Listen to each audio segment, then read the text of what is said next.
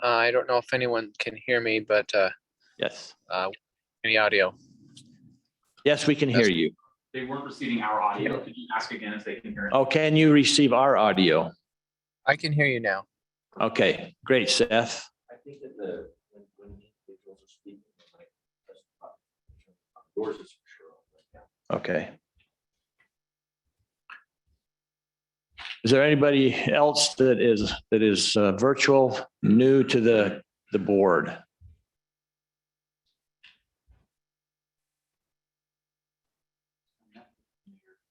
Chairman Lundberg might have just. We do have Linden City's Mayor Lumberg, Mhm. who just joined. She's. All right. Mayor Lundberg, can you hear us?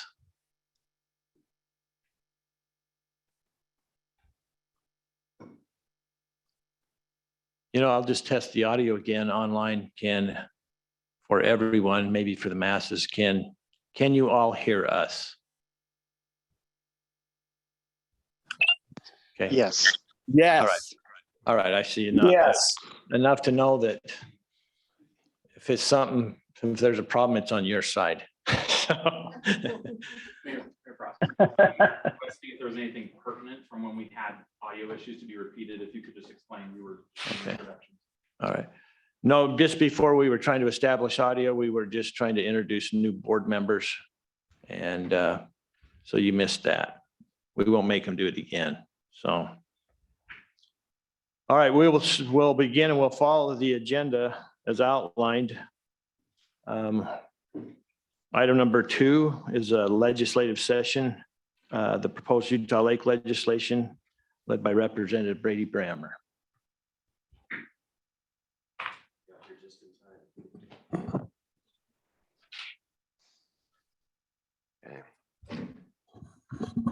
Thank you.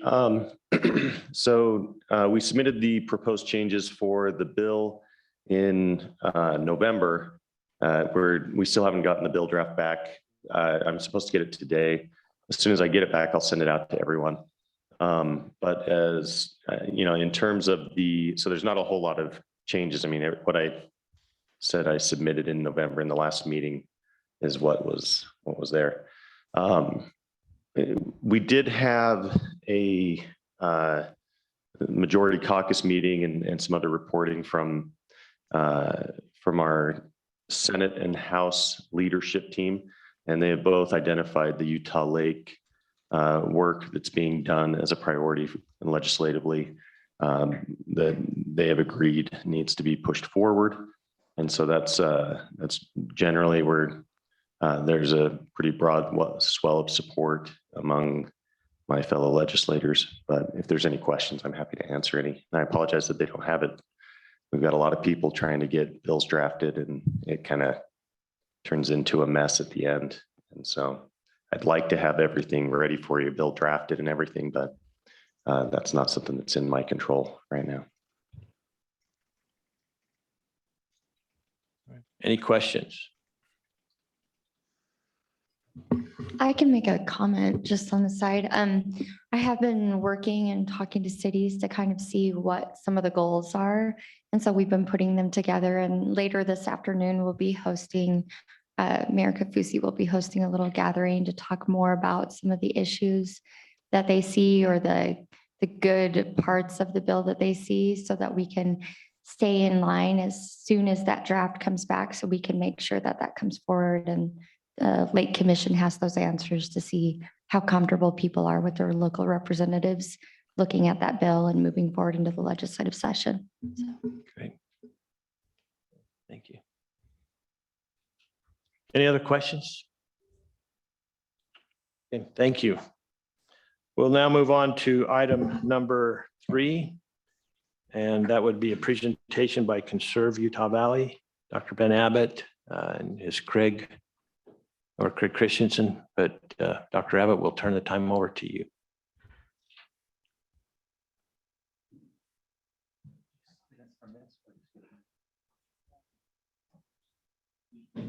Yeah, I can clear up that.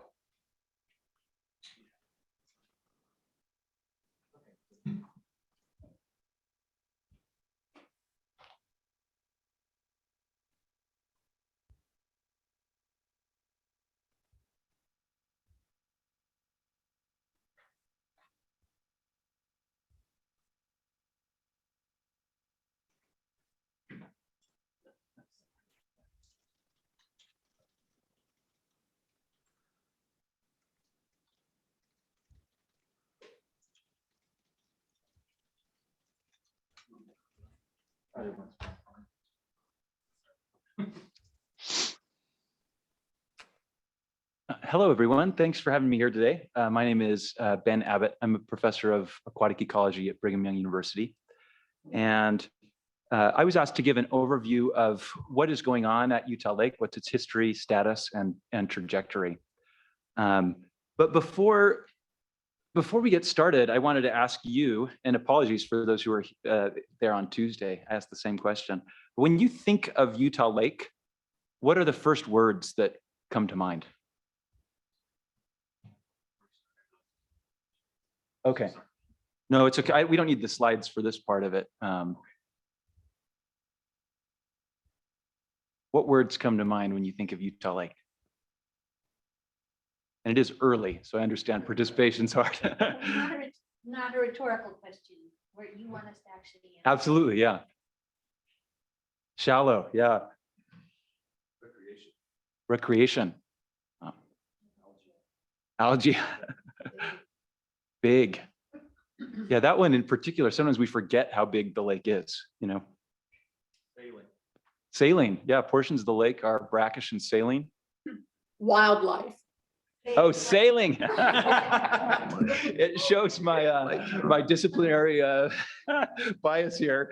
Sailing, yes. Sorry, Commissioner Lee. You should know that. I should. You know, many of these same words. Anybody else? Many of these same words. Wildlife. Yeah, I don't know who that was online, but wildlife. It's a hot spot for biodiversity. And many of these same concepts come to mind for me. But when I was thinking about what summarizes Utah Lake, the thought that came to mind was this title, Utah Lake, an ecosystem in recovery. And ecological recovery is not something that's easy. Thankfully, it's becoming more and more common. This is a picture by White Peterson of fishermen out on the lake in May. Okay, and now it doesn't, but I can just tell you to. Okay, next slide. Now, the research I'm going to talk about today is largely an outcome of the Utah Lake Symposium that was held in August. It was a large public symposium that had contributors from all over the state and a lot of support from funding agencies and community partners. And I really encourage you, I won't have time to go into all of the details, but if you want to dig into the summaries that I'm making, go to utahlake.byu.edu. That's where you can find the full summary and all of the presentations and citations. So I put this picture in intentionally. It may be triggering for some who just see the Phragmites. But I also thought this is a picture taken not by a scientist, but by a photographer. And there's a beauty, even in the portions of the lake that are altered, right? And one of the difficulties in ecological restoration is figuring out what the appropriate target is. What are you trying to get back to? So I'm not saying Phragmites is the best plant in the world, but it actually does provide some ecosystem services, including being beautiful. Next. So I'm going to talk about these 4 topics: the importance of Utah Lake, its history, status, and future. So here is a watershed diagram, not only of Utah Lake, but of the Great Salt Lake. And one of the points I really want to get across is this is a system. And Utah Lake is a portion of the Great Salt Lake system. And it doesn't work to split things up into little categories. We need to be taking a holistic approach. And last week, the Great Salt Lake Symposium really emphasized this. We've got to have all hands on deck. We've got to be working together and coordinating. The Jordan River coming from Utah Lake is the 2nd largest tributary to the Great Salt Lake. It's the largest freshwater lake in Utah, one of the largest in the Western US. The centerpiece of Utah Valley for centuries, and actually millennia, I should have said. And it's really integral to the health of our community here and the Great Salt Lake system. Here are a few reasons, not comprehensive, but a few reasons why Utah Lake matters. First of all, it's very important to regulation of local climate, especially the precipitation from, the evaporation from Utah Lake is a source of precipitation. Depending on the year, that could be a substantial portion of the snowpack via lake effect. Also in the summertime, could you go forward one? So, thank you. In the summertime, it decreases temperature. In the wintertime, it increases temperature. It's also a water source for communities around the lake and downstream of the lake. You know this better than I do. To this, the point about wildlife, it's crucial habitat for 1,400 species. Crucial in the Pacific Flyway, 35 million birds come through the system each year, 10 million fish live in the lake. It provides ecosystem services such as removal of nutrients. So compared to other lakes of its size, it is an amazing purifier of water that we put into the lake. 250 tons of phosphorus at least are removed from the lake. That's not even touching the nitrogen removal. And then it protects air quality. This is something that I didn't appreciate as much until really digging into this, but areas that have not had adequate coordination and management of their lake systems have had huge issues with dry lake bed and sources of pollution. World-class recreation, as was mentioned, and views. You can see that, I'll touch on this in a minute. And then finally, it has great spiritual and cultural importance. As I go over the history, I invite all of you to think about your ancestors and the legacy of this place that we live. This is a picture from a presentation last week. The managers of Owens Lake in Southern California came and presented at the Great Salt Lake Summit. Owens Lake is actually a relatively similar size to Utah Lake. Ended up diverting too much of the water. The lake dried up. It is now the single largest source of air pollution in the United States. And the abatement of just controlling the dust will soon exceed $3.5 billion. So we've got to take this seriously. We have to have long-term planning. Next. Here's a picture actually that Tim Hawks shared, and then some photography of wildlife on Utah Lake and around Utah Lake, showing the degree of interconnection. The species that we see here, sometimes just for part of the year, are traveling throughout North and South America. Next. And then on the recreation and beauty side, here are just a few pictures. My family, this last weekend or the weekend before, in the pandemic, I lose track of time. Went around the lake, took a few pictures, and then this is also highlighting some from the Utah Lake Photography Club. It's beautiful. And it's really encouraging to see the increase of use of the lake, increase of appreciation of the lake. I just wanted to cycle through, and Sam, you can decide on the speed. These are some pictures from Utah Lake Photography Club. Take a look. It's amazing to see. And this is work largely attributable to the commission, right? This has been a commission initiative. Utah Lake's beautiful in every season and from every angle. I like this one in particular, capturing the ice. And so now I want to pivot and talk a little bit about the history, because again, this is crucial to understanding how we should be managing the lake. Of course, Utah Lake is a remnant of Lake Bonneville. Until about 15,000 years ago, this area was covered by hundreds of feet of water. And that long-term, we're actually meeting today on one of the deltas deposited during that Lake Bonneville time period. And that accounts for the extreme shallowness, one of the attributes of Utah Lake that was mentioned, not only of Utah Lake, but also Sevier Lake and the Great Salt Lake system. So it deposited these large, wide, alkaline and nutrient-rich sediments that still are an important part of Utah Lake. The human history, however, actually goes back longer than Lake Bonneville. We now know that native peoples, indigenous peoples have been in this area for over 20,000 years. That means that people were here on the shores of Lake Bonneville to see it drain when the water overtopped Red Rock Pass. Really amazing to think about that. Pre-Clovis people, Numic people, and then finally, the most recent native inhabitants were the Timpanogos Nation. And they were the ones present when European contact occurred. This is a picture of Chief Wakara, who many of you know about. They're part of the Snake Shoshone Timpanogos Nation. Now, in 1850, things changed. Of course, 1847, the Mormon pioneers arrived in Salt Lake Valley. Soon thereafter, they moved down into Utah Valley. And initially, the relations were quite good. There was intentions to maintain that. Unfortunately, the conflicts started happening quite quickly. And within a few years, there's a conflict that we call Wakara's War.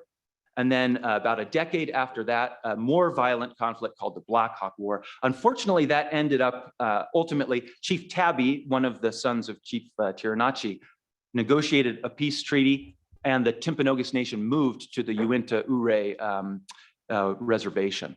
And This is important because that was actually before the arrival of the Ute tribes that came in from Colorado after that. So because the Timpanogos Nation was displaced, we've lost some of this native history. But again, Chief Executive Mary Murdoch Meyer, the leader of the Timpanogos Nation, helped us dig in and look at the references and have what we feel is a pretty comprehensive history of those interactions. So take a look at their work and what's on utahlake.byu.edu. Now, Utah Lake played a pivotal role for the early Mormon settlers. This is a picture from 1855, but 1854 and 1855, there were crop failures. And the settlement here was brand new. June sucker in particular, but other fish species from the lake as well, saved the pioneers. So we're familiar, of course, with the miracle of the seagulls. I think we should be just as grateful for the miracle of Utah Lake, its incredible productivity. And it was a food source not only for the people living here in the valley, but that was shipped out through all of the Mormon colonies in the West. Next. Now, this is pertinent to current management questions. In 1896, when Utah became a state, Utah Lake and all water bodies in the lake were entrusted to the state of Utah as sovereign lands. This was part of the equal footing doctrine that says, okay, this is going to be held permanently for the people of Utah, present and future. And that's what we now call the public trust doctrine. So that's how Utah Lake, Great Salt Lake, Bear Lake, and other navigable waters were managed. Next. Now, Utah Lake in the early 1900s was a cultural center in Utah Valley. This is the USS Showboat, dance boat that was going out on the lake. There were resorts that surrounded the lake. Really direct cultural connection. Next. The darkest day in Utah Lake history, I would propose, came about in the 1930s. This was the Dust Bowl. And it was actually a drought that was less severe, we believe, than what we're going through right now. But because of extreme water diversions and lack of coordination and regulation, the lake was completely dried out. We'll see the lake levels in a minute. Oh yeah, no worries. So that's a really interesting story, right? We have environmental fluctuations going back and forth, but maybe more important than that is what is our stewardship of the lake? How are we managing it? Are we working together to make sure we're living within our means, whether that's with water or nutrients or other things? And in 1835, that was an example of we clearly exceeded what the lake could supply. Now, after that time period, regulation was put in place. We had better coordination, and the lake had a short-term recovery. This is a picture from sometime after that, a powerboat out on the lake. Love it, a wooden-sided powerboat. And then there was another conflict in the 1970s. The federal government, during the oil crisis, wanted to drill for oil underneath Utah Lake. But remember that public trust and sovereign lands doctrine allowed the state of Utah to sue the federal government and go eventually to the Supreme Court. And they won that case saying, no, these are sovereign lands that even the federal government can't come and take control of. They have to be held in permanent trust for the people of Utah. Now, in 1989, there was a Utah Lake Authority that was submitted. Now, this has no relation to Representative Brammer's bill. Long in the past, this was a bill that wanted to be a comprehensive kind of single solution to Utah Lake. They were going to dike off a large portion of the lake down in Goshen Bay, build artificial islands, build 2 causeways around the lake to solve what they were seeing as problems with the bathymetry and hydrology of the lake. Thankfully, this kind of languished and moved around. There have been proposals since then to do similar things, but at this point, we decided that wasn't the right route to take. Next. However, the cumulative effects of our alteration of the lake system, including loss of some native species, and not just I put the fish here because they're more charismatic, but the mollusks and invertebrates and plants are just as important. So we've lost a lot of those. That cumulative change, including the introduction of invasive species, resulted in an ecosystem shift. Next. Oh yeah, please. So in the 1960s or 1970s, we're not sure the exact date. This is based on reconstruction from lake sediments. There was a shift of the lake being predominantly emergent vegetation. So reeds and other plants, and it shifted to a planktonic community, mainly algae. And so that was a big shift, again, attributable to the long-term effects of nutrient delivery to the lake, water diversion of water from the lake, and a variety of these other ecological factors. These big ecological systems are not machines. They're complex living organisms. And this is pretty common where you can see threshold behavior. And that's what we believe happened in the 1960s, 70s. Now, next slide. It wasn't just happening in Utah Lake. Around the country, these algal blooms were emerging as a big problem, along with other water quality issues. This is one of the reasons why in 1972, the Clean Water Act was passed. This also was the beginning of restoration in the Utah Lake system. So local efforts started to ramp up to restore and conserve Utah Lake. And I'll highlight a few of those here. The listing of the June sucker in 1980, sorry, I clearly didn't finish my slide this morning, 1980 something, is that 86 or 9? I can't remember the exact date. Anybody here know? 1980s, the June sucker was listed. And then several decades of, a couple decades of planning, and the June sucker recovery implementation program was put in place. The Utah Lake Commission was formed in 2007, trying to coordinate efforts of restoration efforts around the lake. Next. And here are just a few. There are dozens of partners who are contributing to these efforts. Just wanted to put the logos of a few to recognize the dedicated, long-term, and effective efforts to restore the Utah Lake ecosystem. And one thing to point out, you'll notice some of these projects are oriented toward the lake itself. Some of them are looking at the watershed of the lake because we need to be working together. They're not disconnected. What we do on land directly affects what happens in water. Many of these projects are creative and are held up as national examples of how we should be doing restoration. Next. One more. Okay. So now to the current status. What has this restoration done? Where are we at right now? Here are just a few, 4 points that I wanted to highlight. Habitat and biodiversity are increasing in the lake, thanks to these hundreds of restoration projects within and around the lake. This is culminated by the 2020/2021 downlisting of the June sucker. This is a landmark achievement that, again, the Utah Lake Commission, partners at the state and federal government should all be celebrating. Water flow has increased to the lake. We'll look at a comparison between Utah Lake and the Great Salt Lake. These are cooperative agreements and also senior water rights being granted to Utah Lake that have ensured water levels that are below compromise, the level that we're supposed to be at, but much better than right next door in the Great Salt Lake. Algal bloom intensity, extent, and frequency are decreasing for the lake as a whole. Now, this is news to many people. We now have about 35 years of satellite records, and we see that the combination of cooperative management of stormwater and wastewater, agricultural water, as well as the restoring of water to the lake has resulted in a decrease. You go back just 1 minute, Sam. And then finally, the public is becoming more aware and connected to the lake. However, I put a thumbs down because there still are widespread misconceptions about what Utah Lake is and could be. Next. So here is a comparison on the left of Utah Lake water levels. Again, that you see fluctuating up and down, 1934 going all the way down to 0. But notice that there's not a long-term trend. After that huge decline in the 1930s, we realized we've got to protect water flow to Utah Lake.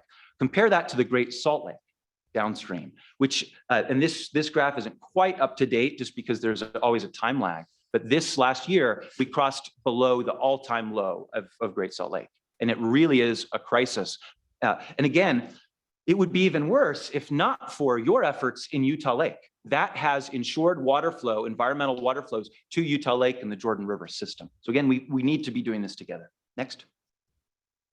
A study that came out last year that was looking at lake systems across the US put Utah Lake in the cleanest category regarding the intensity and extent of algal blooms, and right in the middle for Utah.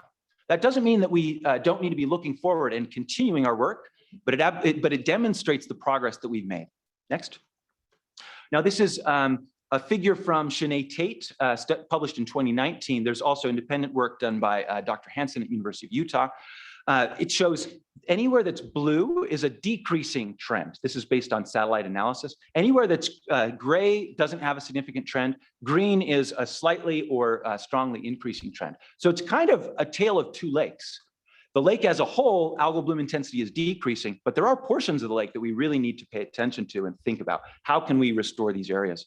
Now, as is common for algal blooms, areas that are impounded and enclosed tend to have more extreme algal blooms. You don't have the same circulation and uptake in those areas.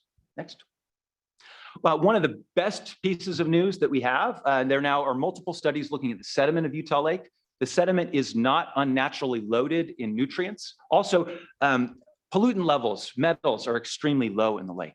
So when you look at the vertical profile, pre and post arrival of the Mormon pioneers, we don't see a big shift in the amount of nutrients. This is great news because dredging is an extremely disruptive and expensive intervention that usually is only reserved for extreme cases. Next. And we know a lot more about where nutrients are coming from and the importance of not only phosphorus, but also nitrogen in the lake system. This is thanks to research and management from all kinds of people. I just want to highlight this one recent paper by Aaron Jones. Next. And celebrate again the downlisting of June Sucker. Next. So the final and shortest section, I'm sure some of you are feeling like, when is this professor going to stop talking? Is the future. What are we looking toward now? Next.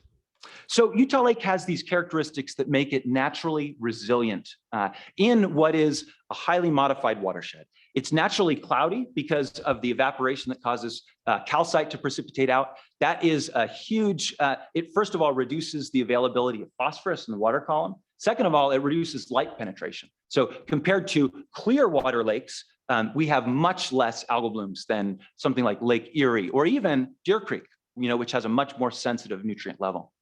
It's naturally shallow, and that's crucial because even when we have severe algal blooms, we don't get hypoxic dead zones that develop. Again, in deep lakes, when you have thermal stratification, you can have a killing of all of the fish life, or not all, but most of the fish life, and release of nutrients and also other redox-sensitive pollutants from the lake bed. So this is a huge safety factor of Utah Lake. Number three, evaporation and the lake bed, as well as the surrounding wetlands, are constantly removing nutrients. Even some of the plants, as I mentioned, like Phragmites, that we don't all love. And then four, we have a population that really cares about Utah Lake. We have seen this, I think, demonstrated multiple times over the last year as events about Utah Lake have drawn crowds of hundreds despite the pandemic. And as we can see by your concerted work over decades, there is a commitment to Utah Lake. However, there also were vulnerabilities. And this is a picture from the Valley Visioning Project, a great resource of looking at what might Utah County look like in the coming decades. The population is growing extremely fast, fastest in the nation. And on the left, we see the baseline land use if we don't have a coordinated plan for where this growth happens and how it happens. On the right is the vision land use. This was the one that was agreed upon by cities and counties. If we are more strategic about it, we can protect agricultural lands, open space, and then also nice things like not as much traffic. So we need to be looking ahead. Measures that are adequate today may not be adequate 10 and 20 years from now. Next. Part of the vulnerability comes from the fact that this is such an enormous watershed, 3,000 square miles. Something that happens way up in Heber affects what goes on in the lake and Pro River system. It's a semi-arid climate here. That means there's high demand for water. So creative initiatives such as the water banking program that the state is running with cooperation from many of you, that's what we need to be thinking about. And again, I encourage you, look at the Great Salt Lake Summit that happened last week. There's also widespread misunderstanding of Utah Lake's history. I hear people making complaints, hey, I used to live by Lake Tahoe. Utah Lake looks nothing like that. Well, it never has, right? And if we were to try to get to something like that, it would be extremely damaging to the lake system. We need to understand what it is, enhance that, but also have education so people know what the lake is and what it isn't. And then we're also facing climate change. And increased temperatures, of course, are a risk factor for algal blooms. Also, that increases water use. And so we're going to have to be thinking ahead, make long-term planning about living again within our means. And then there are proposals to dramatically alter the lake system. Again, this isn't the first time we've seen these, that 1989 proposal to completely modify the lake system. But these are departures from the traditional restoration initiatives that we've seen already bear fruit in the Utah Lake system. Next. So I want to just highlight one of these that, of course, will be discussed today. But in 2017, Lake Restoration Solutions submitted this proposal to FFSL in November to build artificial islands in the lake and dredge the lake.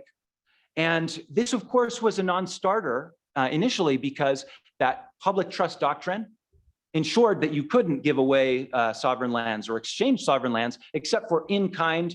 You can compensate up to 25% with money, but then you have to have an in-kind transfer to ensure that those sovereign lands are preserved. But the next year, the state legislature passed HB 272, the Utah Lake Amendments, which created an alternative pathway for managing sovereign lands on Utah Lake. So it opened up a potential pathway for the lake bed to be transferred in exchange for comprehensive restoration. Now, there are two parts. There actually are three parts, but the third part gets into legal jargon and didn't feel like it was as important. But read HB 272, it's quite short. But here are the general provisions talking about the serious challenges Utah Lake faces. We need additional and significant investments. I actually disagree with number 4 and think that we've seen that disproven since then. They said there's not a reasonable funding source to do these activities. But number 5 is really important. And here is something positive from that bill, recognizing at the state level that Utah Lake is not just a Utah County issue, but that we need to all look together. It's in the state's best interest to restore and conserve this ecosystem. Part 2 is where I see the biggest issues. It authorizes the Legislative Management Committee to check off on FFSL to dispose of state lands in and around Utah Lake in exchange for comprehensive restoration.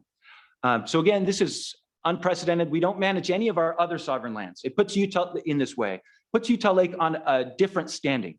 It says the protections that are good for Great Salt Lake or Bear Lake, they don't apply here. Let's manage this differently. And then in evaluating proposals to do this, the FFSL should consider revenue to state and local government, state property enhancement, timetable, and feasibility of the project. So again, that's not a complete summary of HB 272, but this did open the door for proposals to really change the lake ecosystem. Now, I think it's helpful to look at analogs to Utah Lake. Utah Lake is not comparable to Lake Tahoe, but it is comparable to many other lakes around the world, especially shallow shallow brackish and hyper-eutrophic lakes that are naturally hyper-eutrophic.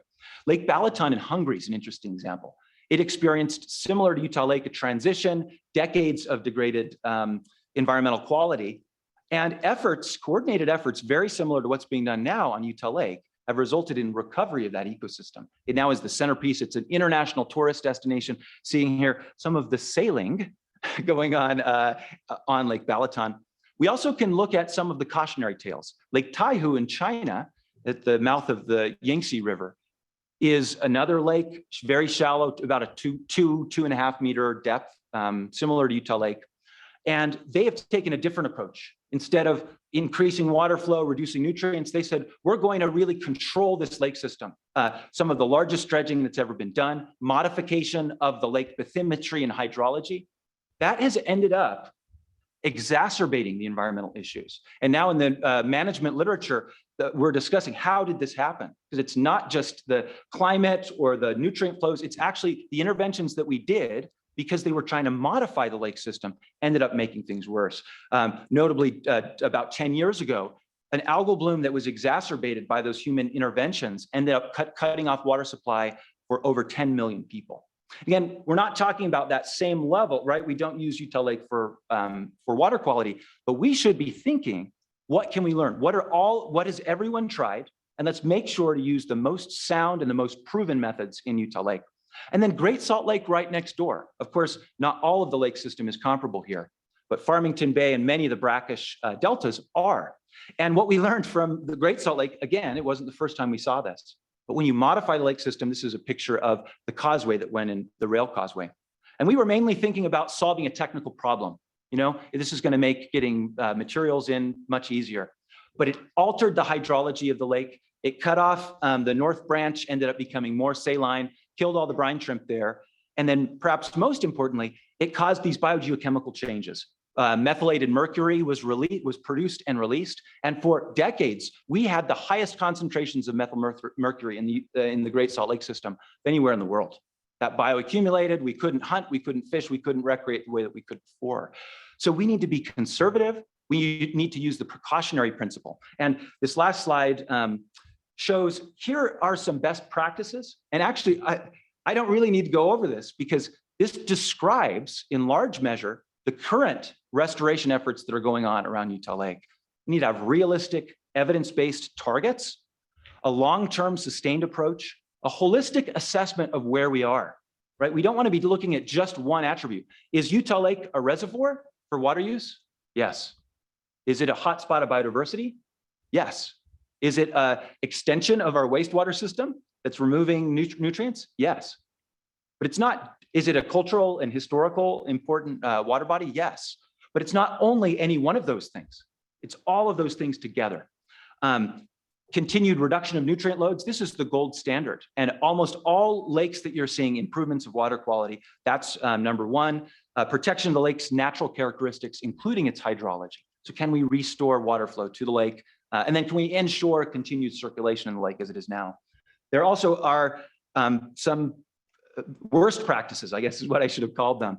Idealistic transformation targets, saying we're going to completely change this system. Miracle cures with drastic interventions. These things sometimes have short-term benefits. Often they don't. Often immediately there are unintended consequences. Limited acknowledgement of the value of prior work and also the current value of these ecosystems. When we take a development or engineering approach, and I love developers and engineers, many friends, but when we only have that perspective and we say, okay, what could we change this into? That can have unintended consequences. Efforts to dredge and also to boost or supercharge removal of nutrients have had really mixed success. In areas of extreme pollution, targeted dredging is still used. However, widespread dredging, especially of large lake ecosystems, is no longer considered a best practice. As often as not, it makes things worse. And then remember, Utah Lake is currently intact. We have not changed, despite proposals over the years. We have left the lake system largely in its natural configuration. Modification of the bathymetry, shoreline, or hydrology of these lake systems almost always results in bad outcomes.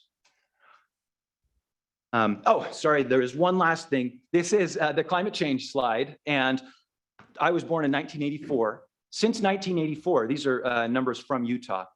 There's only been 1 year below average temperature. And so again, we need to be looking ahead, thinking about this. It's not only the temperature that can boost these algal blooms, it's the change in precipitation. So on the right, we see the SNOWTEL network that shows we've seen an average of 22% decline in snowpack. So we need to be looking forward. Thank you very much. I'm pretty sure, okay, this is, so the other ones are just fluff. So also thinking about the future, we have lots of good things going on. And so the governor has proposed in his budget $25 million for Utah Lake. That can enhance and expand ongoing efforts on the recreation side, on the ecological side, on the hydrological side. Communities all around the lake are turning toward the lake. We saw this joint resolution from Provo last week, unless my time is off and it was a month ago. The Great Salt Lake Summit, the Utah Lake Summit, huge turnouts for these events. The beginning of what we see a concerted statewide effort. These are the kinds of legitimate restoration projects we need to expand and enhance. Next. And so with that, thank you again for your time. I'm happy to take questions if there is time, and then encourage you go to utahlake.ua.edu and dig into this yourself. Bobby, stay right there. Questions? But still just say questions from people in person here, in the anchor location.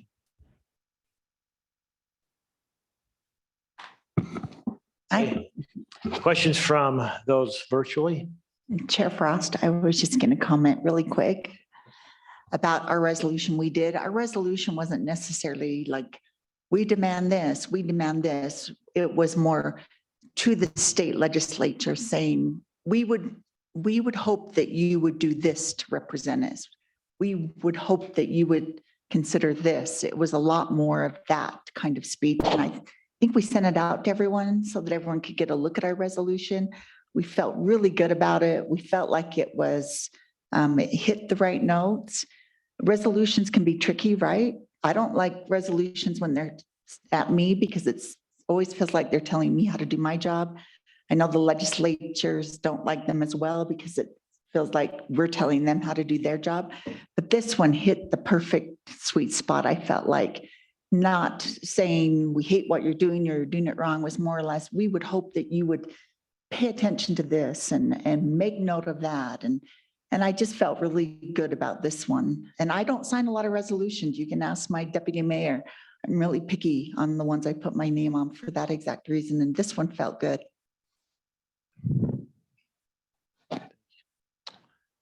Questions, I'm going to go on, questions from board members. Commission members, I should say, that maybe are online. I'm just going to have you just speak up.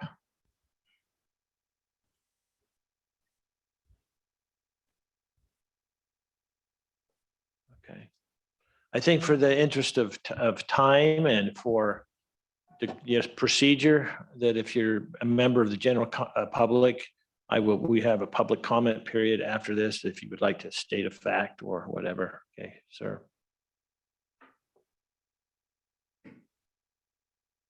Okay. All right. Thank you so Thank you very much, much. Dr. Abbott. Move on to item number 4, which is lake restoration solution presentation by John Benson. John.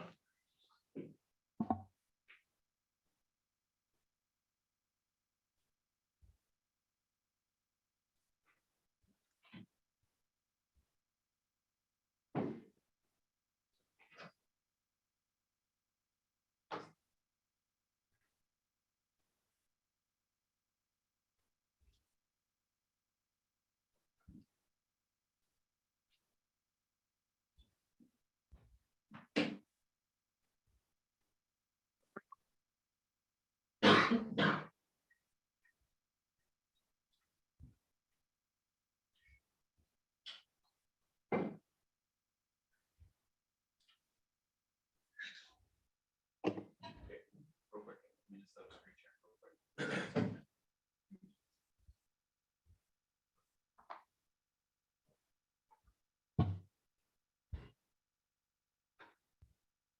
Now see if you can take control. Let it scroll. Yeah, it's.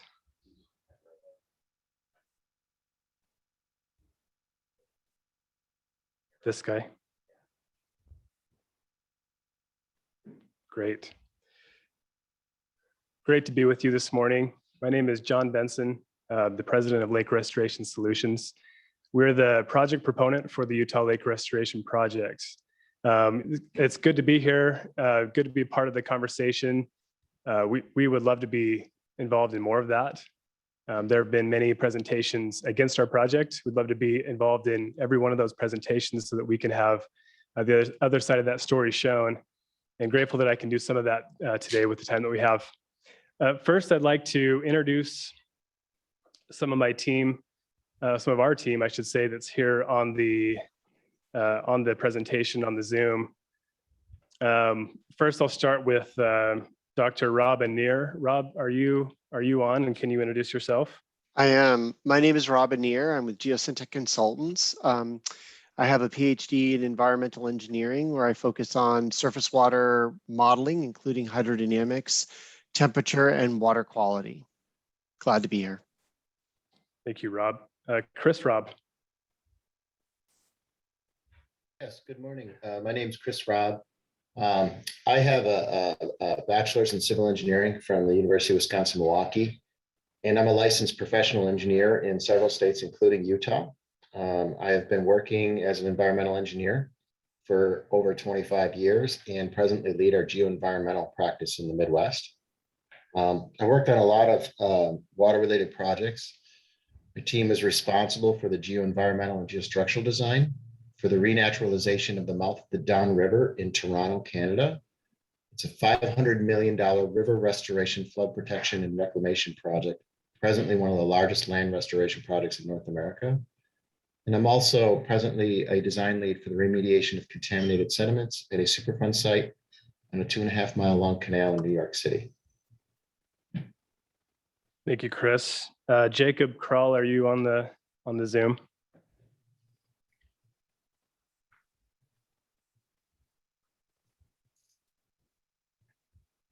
I don't think he is, but Scott Walker is. Scott Walker?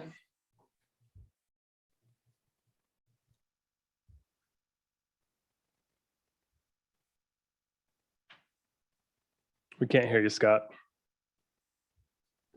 I apologize. The mute button tripped me up.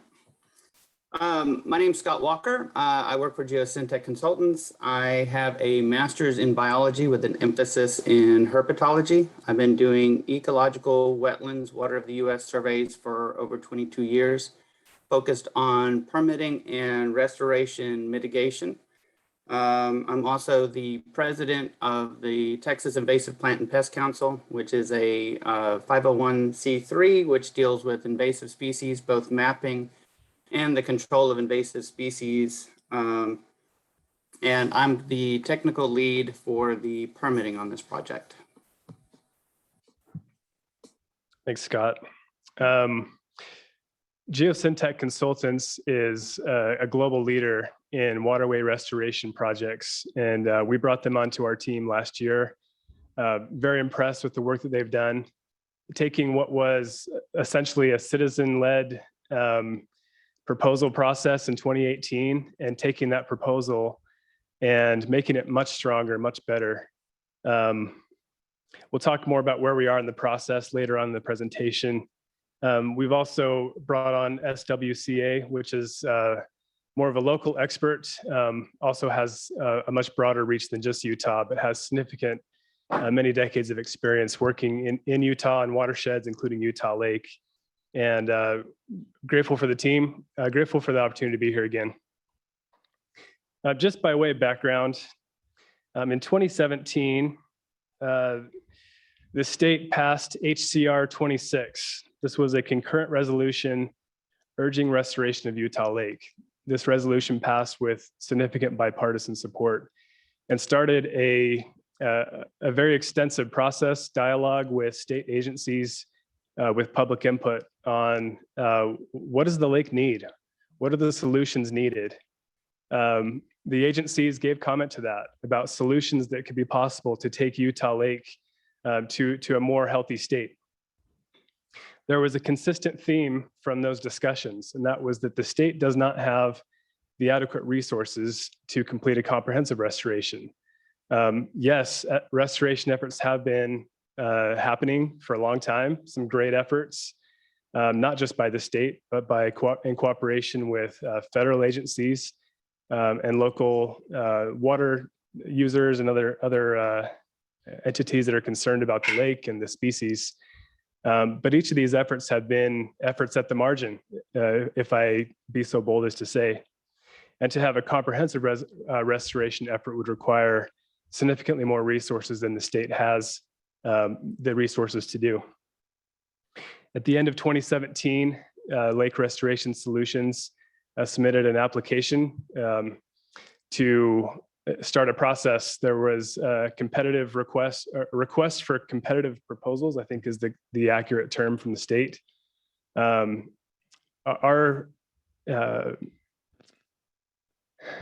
the beginning of 2018, in January, we submitted a proposal for comprehensive restoration of Utah Lake. In the legislative session of that year, the Utah Lake Restoration Act, HB 272, which has been talked about, was passed by the legislature. That is now state policy. That has been state law now for 4 years. Later that year, the state accepted our proposal, and we've been working for nearly 4 years now towards fundraising efforts to bring the resources to bear. We've assembled a world-class team of scientists, engineers, conservationists with, yes, PhDs, advanced degrees, but also real-world experience in restoring impaired waterways. We're proud of the work that we've done. HB 272, the crux of that law are the restoration objectives. These are objectives that we support and that we share as objectives in our plan and in our efforts. I won't read the entire list, but a couple that we're really excited to see on here. Restoring water clarity and quality, conserving water resources, preserving the water storage and supply functions. Utah Lake functions as one of the most important centers of our entire state's water supply, especially for the Wasatch Front. Removing invasive species, including Phragmites and carp. Those were introduced by humans, those invasive species. Restoring the littoral zone, that's submerged aquatic vegetation and wetlands and other plant communities. Improving navigability, restoring and conserving fish, including June sucker. Improving Utah Lake's use for residents and visitors. These are all objectives that we stand behind and we share and serve as the benchmarks that we must meet in order to enable what is contemplated as a land transfer, which I'm happy to describe in greater detail, because there's been a lot of misinformation and concern about what that might mean and what that might entail for the state and its residents. Also increasing suitability for avian species. That's a big deal. Utah Lake is at the center or is part of the North American flyway, and it's very important to that ecosystem. I want to give a brief project overview. We did present to the Utah Lake Commission, but it's been a few years. So, and there are some new members, so I want to give a brief overview. There's not time for an in-depth review. The proposal was, 250 pages, outlining kind of the vision for this and some conceptual concepts. The application to the Army Corps of Engineers, which I'll talk about later, is over 500 pages. And it's very dense. There's not a lot of pictures in there besides images and things related to the science. So there's not time to get into all of that, but I do want to talk on some high-level overview that I think would be helpful. Dr. Abbott did a great job talking about some of the history. Don't agree with everything that I heard, but there are some things that I think are scientifically accepted now and non-controversial. First, in 1850, when the pioneers arrived, yes, this was a thriving native ecosystem. There were significant populations of trout and minnows. The trout are gone. Many of those minnow species are gone too. It was a life-saving source of food. My ancestors were among those pioneers who relied on that food. They were starving. I would be the last person to judge them and say you shouldn't have eaten so many fish. You shouldn't have introduced the carp, but they needed a food source. And they made those decisions, and we're all here because of some of those decisions. But the carp introductions did start a serious decline. There was an abundant submerged aquatic vegetation zone. Much of the lake bed was covered in submerged aquatic vegetation. The carp feed by uprooting those plants. Today, there is no submerged aquatic vegetation, and it has, as Dr. Abbott has said, the lake is primarily driven by an algae type system rather than a macrophytic driven system. Historically, the lake was in a clear water state. The water was definitely clearer than it is today. And we don't need a debate about that. That's not the purpose of this presentation. But clarity of water is an important goal and objective of the project. We had a many-decade human-caused decline. I can't get into every issue, but I'll talk about some of the most important. First was the introduction of non-native carp and invasive Phragmites. We talked about how carp destroyed the submerged aquatic vegetation. The invasive Phragmites now dominates the wetlands. Phragmites chokes out the minnow species that can get in there to wetlands and eat mosquito and fly larvae. Now we have a significant mosquito and fly infestation that would not be like that in the natural state. We've lost natural filtration mechanisms. There is still some, yes, but the lake was much more in balance with that aquatic vegetation that was in place. We've had many decades of high nutrient inflows. That is a euphemism for raw sewage and going in there for nearly 100 years and still treated wastewater that is clean and clear, but heavily loaded with nutrients like phosphorus and nitrogen. The top 24 to 30 inches of lake bed is highly nutrient impaired. Anybody who's ever wakeboarded or water skied or boated in that lake knows that if you stand up, you start to sink in that ooze, right? That ooze is not the natural state. We have annual algal blooms resulting from the excessive nutrient levels, the lost filtration, and a broken food web. That's not the natural state of this lake. It's not acceptable. Last year on June 1st, the state started monitoring for harmful algal blooms. Within 6 days, they identified harmful algal blooms. We started seeing advisories and warnings to stay away from the lake, to stay out of the water, to keep our children and pets out of the water and away from the shore. Those harmful algal blooms contain cyanobacteria that can cause minor rashes and irritations, can even cause death. There have been documented deaths from those situations. That's not okay. It's not okay for our residents to be warned to stay away from the lake. On a typical summer day, you might see 10 to 30 boats on average on a given day, while the much smaller mountain reservoirs are filling up by noon. The lake is in a state where it cannot recover without intervention. And the efforts that are underway, we applaud those, we commend those. We are part of some of those now, but a more comprehensive restoration effort is needed. The Utah Lake Restoration Project is a comprehensive restoration plan. Dredging removes nutrient-loaded sediments. There's been much discussion about reducing nutrient inflows. I think the wastewater treatment facilities are tired of being beat up as the scapegoat for the problems. They can only take that so far. As has been already mentioned, the population will continue to grow. Utah County is projected to have 1 million new people in the next few decades. Those nutrient inflows are unlikely to go down, but we hope that's the case. What that would not do is deal with the nutrients that are already in the lake and the nutrient load that's already there. Dredge containment areas, sometimes those are called islands. This is not the islands project, but the purpose of those is to store and sequester sediments. They do provide the economic engine and the foundation for us as a private company to be able to effectuate this restoration without raising taxes on anybody. We're not asking for taxpayer funds, taxpayer dollars for the project. Finally, restoration of native habitats and ecosystem functions. The lake does not function the way it did in the 1850s and before. As has already been discussed, in the 1970s, there was a major transformation from a macrophyte or submerged aquatic zone type system to a primarily algae type system. We'd like to restore it more to its natural balance. Before islands were ever discussed as a development, our team looked at that as the conservation solution. As was already discussed, the primary idea was to contain sediments. It turned out to be a more significant breakthrough than we ever imagined. I want to talk about some of the benefits of dredging and island creation. In addition to removing, storing, and sequestering nutrient-loaded sediments, these islands would also conserve water resources. This project saves more than 30 billion gallons per year, about 97,000 acre feet. There is no other water project in this state that has anywhere near that type of benefit discussed. We're the second driest state in the union. We're in one of the worst droughts that this state has ever seen. Last year was not good. Luckily, we saw some snow and rain towards the end of the year.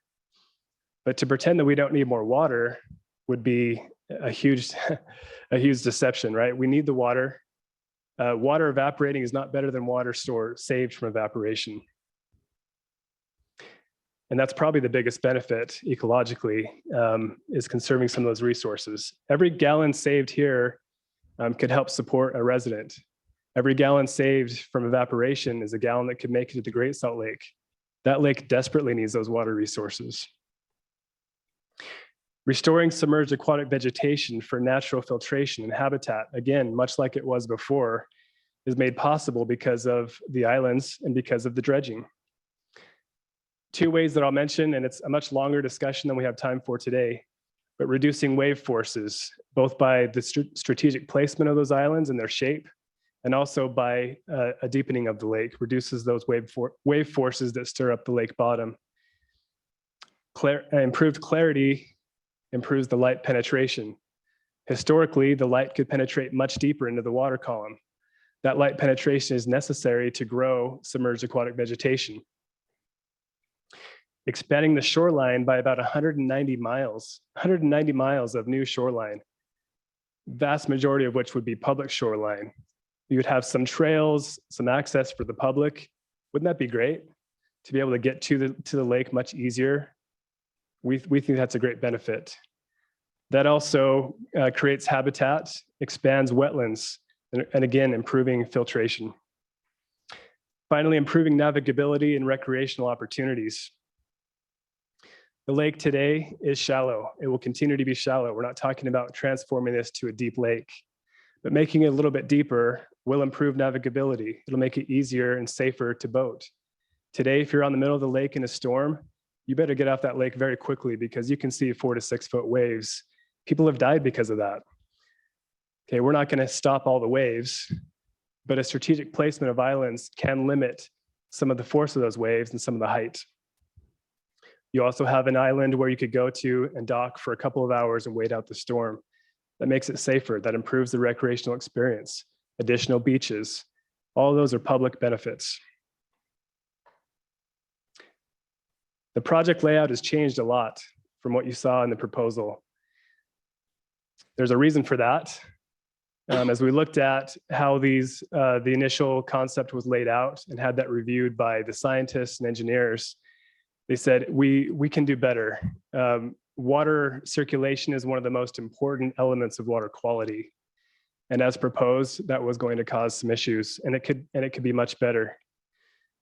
We were asked to not have any impact on Provo Bay. So we've moved out any of that activity from Provo Bay. That's a sensitive conservation area. We've learned a lot more about that, and we've moved out of there completely. The acreage has gone down. 20,000 acres was discussed in the proposal. The current proposal is 18,000 acres.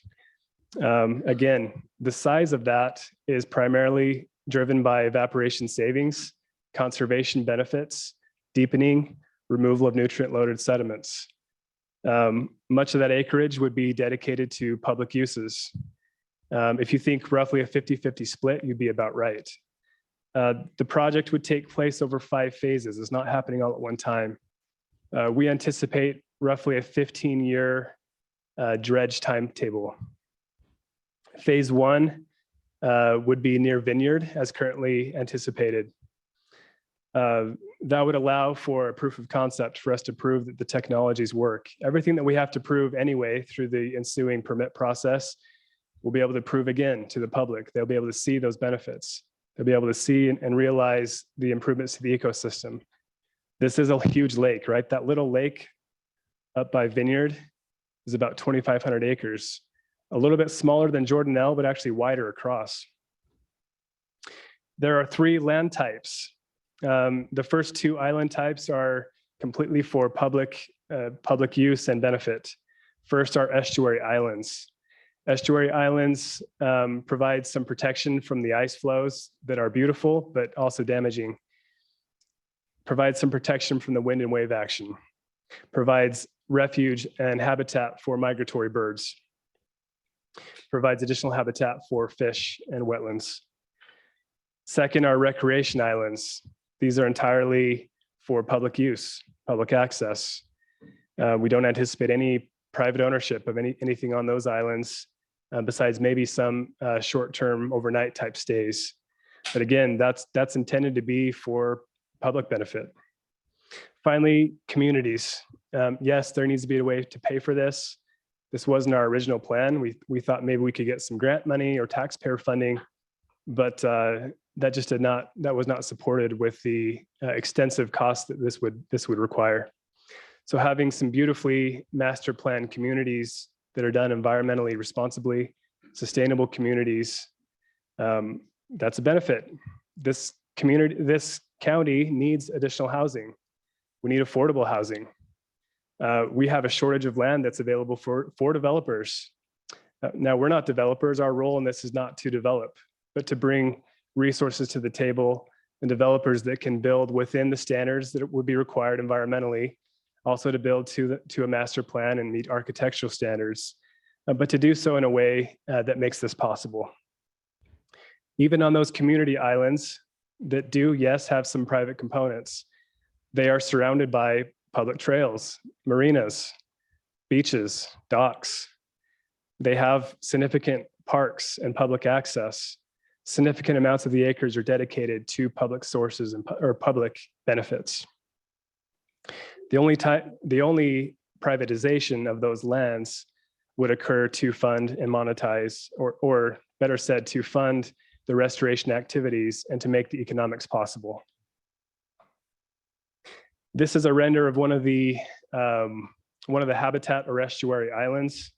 This is not a picture, but it is beautiful. This is what that would look like. This would be a primitive island, no structures on it, built for migratory birds and for nesting and brooding and rearing of those birds, populated with native vegetation to be a public resource and to benefit those species. This is a rendering of what one of those recreation islands might look like. You might have some semi-primitive type structures there to provide an opportunity for the public to book an Airbnb type experience, to go spend a weekend there with their family. Maybe they spend a week there for a family reunion or for a church youth group or something like that. Maybe you just want to go out there and get away with your spouse for a nice night. But that's not the only thing you can do there. You could spend a day on the beach. You could spend some time on the trails. Again, these are public resources. We've talked about with the state, could those be state parks? There's some question on if the state wants to manage those. Those are policy decisions that can be made later. But those are, again, benefits that we're excited about. This is a different view of another recreation island. Again, you can see some trails and some docks, et cetera. A lot of people have asked, what are these communities going to look like from the shore? I saw a render made by one of our opponents that had what looked like Manhattan Island about 10 feet away from the shore with some kids skipping rocks towards it. Those rocks would have hit the windows and broken them. That is not what's contemplated here. This is from the shore of Vineyard, looking out at phase 1 from one of the closer views. Some people have asked, will this block my view of the mountains? As you can see, the answer is definitely not. It would be a beautiful addition to that skyline. Now, beauty is in the eye of the beholder, but we believe this would be a benefit. We will be required through the NEPA process to show the viewscapes from prime viewing locations, both with and without the proposed enhancements. I want to talk briefly about permitting. In December of 2021, just last month, we filed our permit application with the Army Corps of Engineers. We announced that last week. That will start what will be at least an 18 to 24 month NEPA process. That's controlled by the Army Corps. They will consult with the EPA, U.S. Fish and Wildlife Services, DNR, DEQ, DWQ, and many, many more agencies. We made a list of agencies just that we've talked to in the last couple of years, and that number exceeded 50, including local concerns and stakeholder groups. We have made a significant effort to get public input already, even ahead of the NEPA process, just to make sure that the application reflected what we believe to be the best available science and in the best public interest. The NEPA process requires, and we support, a public release of all of our science and all of our data that supports our project. It also allows for any opponent of the project to support competing evidence, contrary evidence, concerns. That can include science. That can include, Joe Public saying, I don't like this idea. I don't want houses on Utah Lake. That's all fair game. That's part of that process. We support that. We look forward to that. We acknowledge that it will be at times painful to be on the receiving end of some of those comments, but that's what this is for, right?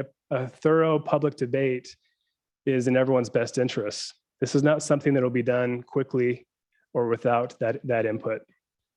There are multiple public comment periods within that process. Our application exceeds 500 pages. It's full of data and citations. I can't wait for that to be released. The Army Corps has that. Their next step, as I understand it, and Scott Walker can correct me if I get this wrong in the Q&A, but that the next step would be that the Army Corps would either deem that application complete and release it, or that they will say, hey, we have some more questions, we need more data before we can do that. That's up to them. We don't control it. But again, it's in our best interest and everybody's best interest to get that out there as soon as possible.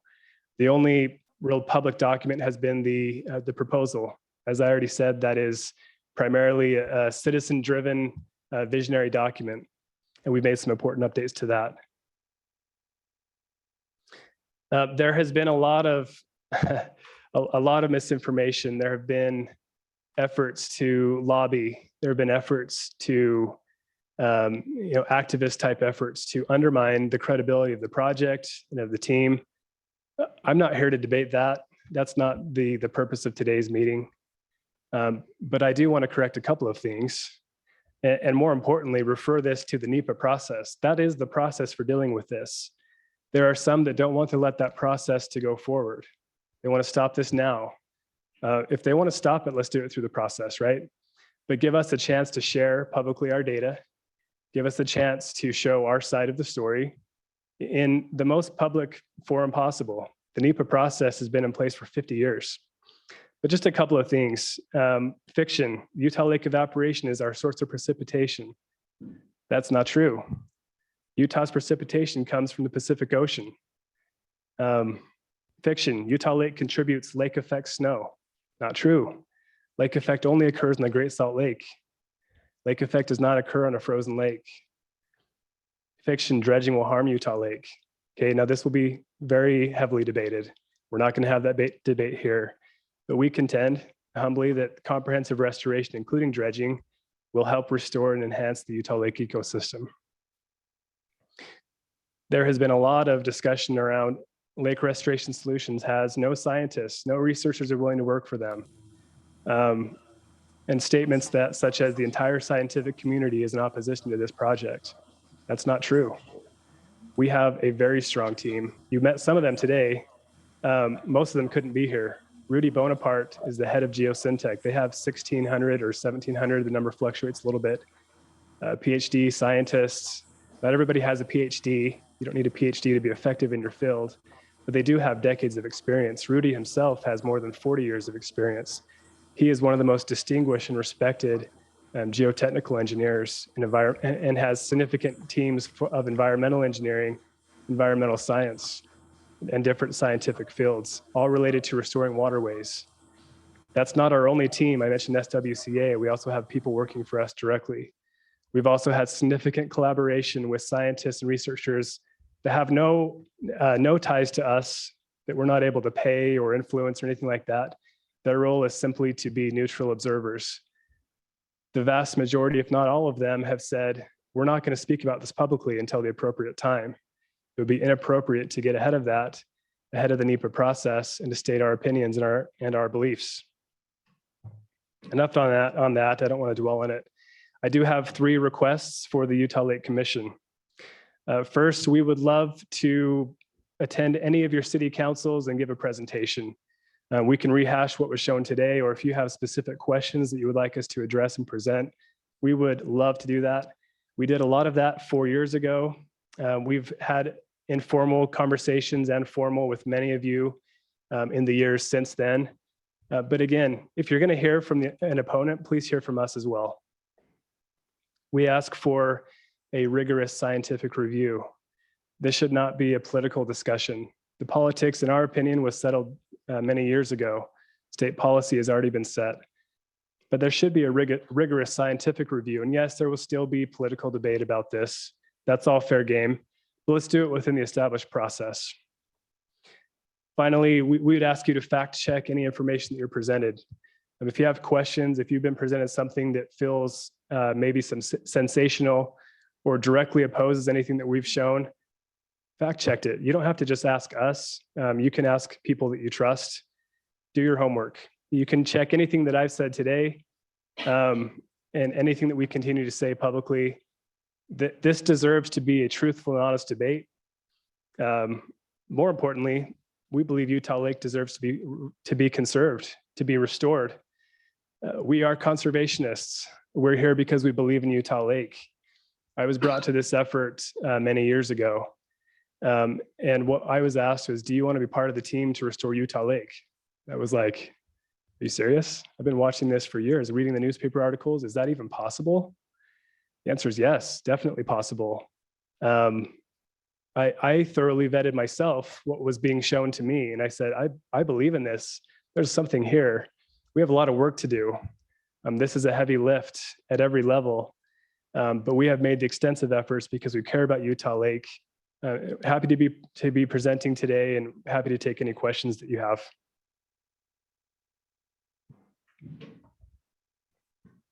Okay, I'll do the same format. Questions from anybody here in the anchor location? Mr. Chair, if I could. Yes. John, one question, I mean, you said through the NEPA process, you turned into the Army Corps of Engineers, the application, 18 month to 24-month timeframe. And it seems like there's a lot that hinges on that application. And there's a lot of individuals that would like to see that application. So is the information that you've given to the Army Corps of Engineers, is it protected? And how is it protected? Or is there bits and pieces of it that can be shared? I'm just wondering because I'd hate to go through 18 to 24 months of pure speculation. Yes. When we could have some conversation that would be meaningful. Thank you. What a great question. My understanding is that the application will be released as soon as 30 days from now. The NEPA process starts when that is released. So the 18 to 24 month process begins when it is released, whether that's 30 days from now, 90 days from now, we don't control that, but that's what starts the NEPA process. As far as I understand, Scott Walker, I think you're still on. This is your area. So yeah, just to kind of add clarification. So we submitted the permit application and the Army Corps of Engineers reviews it for completeness. And once they've deemed it complete, then it comes out for a public notice. And that's when it's available for public review.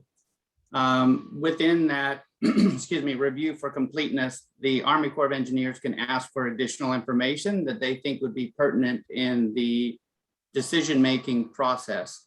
I think the important part of this is once it comes out for a notice of intent to move forward, then there will be a series of public scoping meetings. And those are basically what kicks off the NEPA process. And during that scoping meetings, there will be public meetings held where there, public input will be taken in.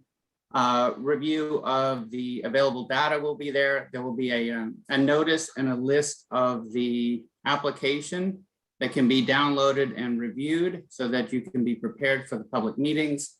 But right now we're in the initial stage of it, which is getting the Army Corps time to review the application so they understand what's being proposed and they can identify the need for additional information, or if they believe it has enough information to go public to elicit feedback from the stakeholders.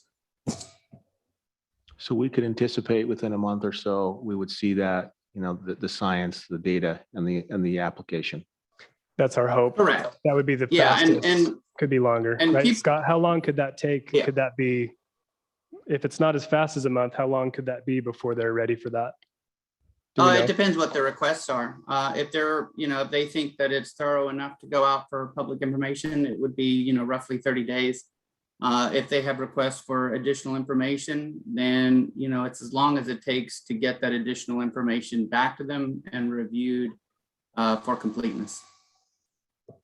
Okay, that's fair enough. And you did have an ask for city councils and I would assume commissions as well. And I did briefly talk with you. Yeah. Ben did come with a presentation a couple weeks ago, I think.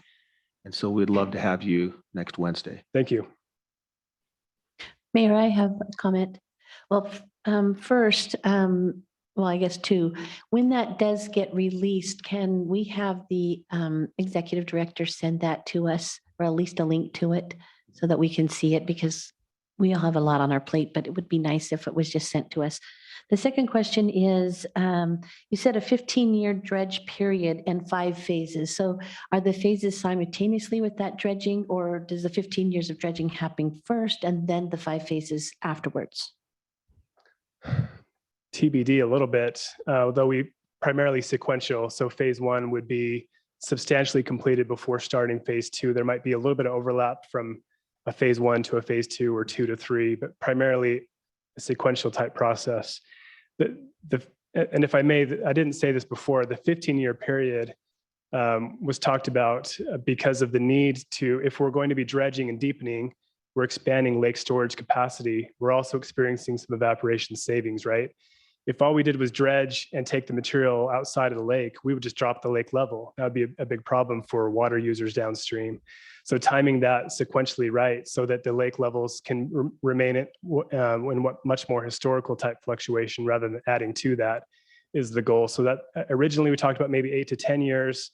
The technology can certainly go faster, but doing that right for the water users is saying, hey, let's take that in a more slower pace. So there's a significant amount of dredging happening during each phase so Yes. that it maintains that water level. Yes. Right. This is Scott Walker. I just wanted to add one other quick thing. It should be noted that the Army Corps of Engineers will actually select a third party to complete the EIS. So LRS or Geosyntec or any of our partners will not be doing the EIS. That will be specifically done by a third party. And the point of that is, it's not us drafting an opinion of our project. It's us providing data to a third party that will then put it through the NEPA EIS process. And the reason for that is LRS has no say or control or anything that third party does or opinions that come out of the EIS. And that's to keep it basically unbiased as it goes through the NEPA process. Thanks, Scott. I have a question. I've heard NEPA a lot. I think I understand the very basic concept. I know it's a very detailed process. The question I have is because it is a slow process and a methodical process, and they're making sure everything is correct, and they're taking in not only public opinion, but science, as you've been very good. Does that hold them with any liability if something, for instance, just something doesn't happen in a correct way, or it was misunderstood and there was a mistake made? Who is liable? That's an interesting Does that bring in the Army Corps of Engineers as having some liability for overlooking something or something like that? Because I know a very basic way of what that purpose is, but not the details. That's an interesting question. I'm not sure I know. It's a legal question, it sounds like to me, of liability.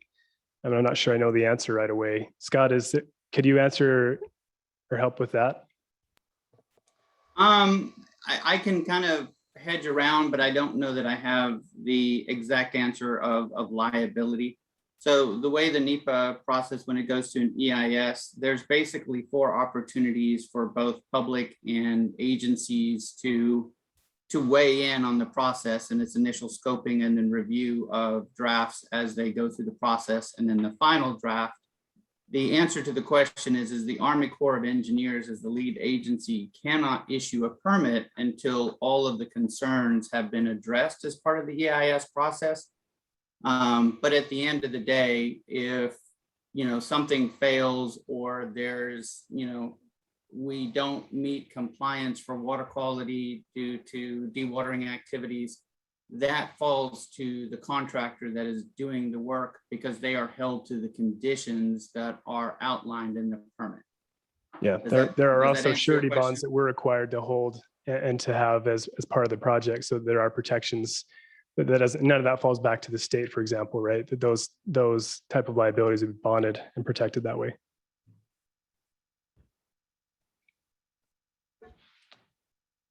Any questions here? You know, I'm going to say questions from chair members that are online. And I want to make, just to make it very clear that as long as you are board members, commission members. Sam, can we just take hands, maybe a hand, and maybe we could just introduce them if they have questions?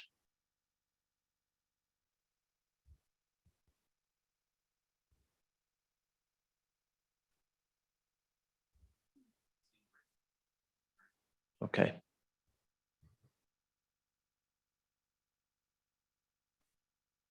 All right. Okay. Sounds good. I know there's some questions in the chat. I'm going to just leave them there. I don't know what else to do with them if unless they're valid questions from commission members, we would want to have that vocal, but the comments maybe we could share with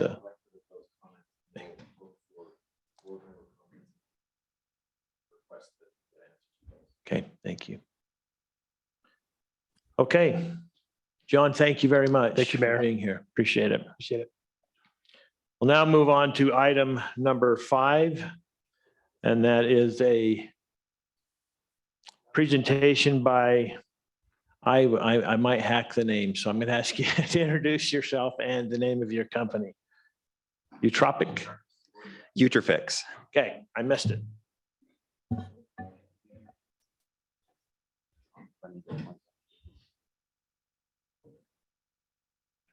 We appreciate them. They actually they flew in for this, and we appreciate them coming from. Where did you come in from? I came in from Denver, Denver. so not too far of a flight. Did you come through the Provo airport? Through the Salt Lake, Sure. Salt Lake City. Just wait. All right. So I wanted to thank everyone for time and attention today.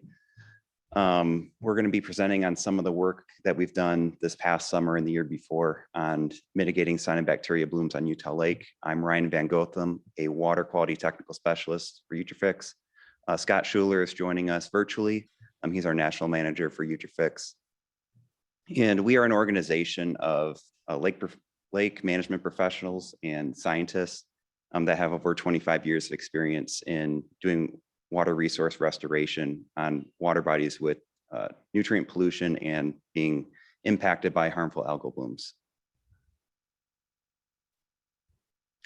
So an overview, we're going to talk about the lake conditions this year, the treatments and monitoring that we have performed, the project results, conclusions from that, recommendations we have for future management, what some next steps could be. And then we're going to leave some significant time for questions and discussions, as this may be something that you may be hearing for the first time. So the lake conditions this past year, most of us are aware this was a low water year, not the lowest that we've seen historically, but it was on the lower end compared to our historical averages. That has impacts on the lake, such as lower water volumes in the lake and the marinas where we were operating. More interaction with the sediment and increasing those nutrient concentrations in the lake. The state algae bloom monitoring program from the lake was monitoring the algae throughout the summer. Provo Bay got to that warning advisory, so over 100,000 cells per mil of toxic cyanobacteria by the second week of June. And that warning advisory was then expanded to the whole entire lake by the second week of July. And due to the funding of our project this summer, we weren't able to get started until the second week of August. So we were behind the 8 ball for managing harmful algal blooms.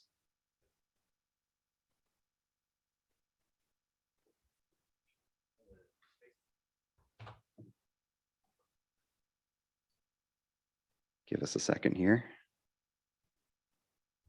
Looks like there we go. So after we got started that second week of August, we performed treatments about weekly through the end of September and one more session at the end of October, utilizing 2 treatment technologies. One is C-Clear, which is a copper-based algicide and water quality enhancer. The other being phycomycin SCP, which is a peroxide-based algicide.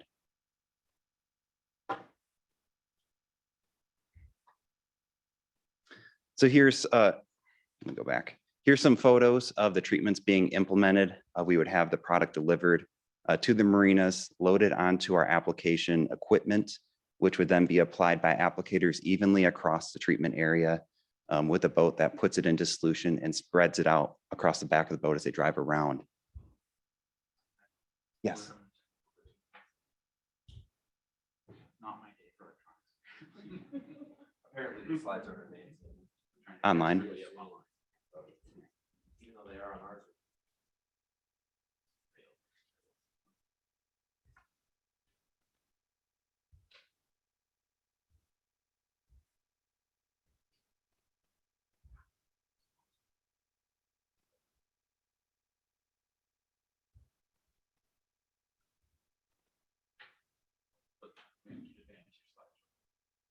All right, yeah, go back to those photos.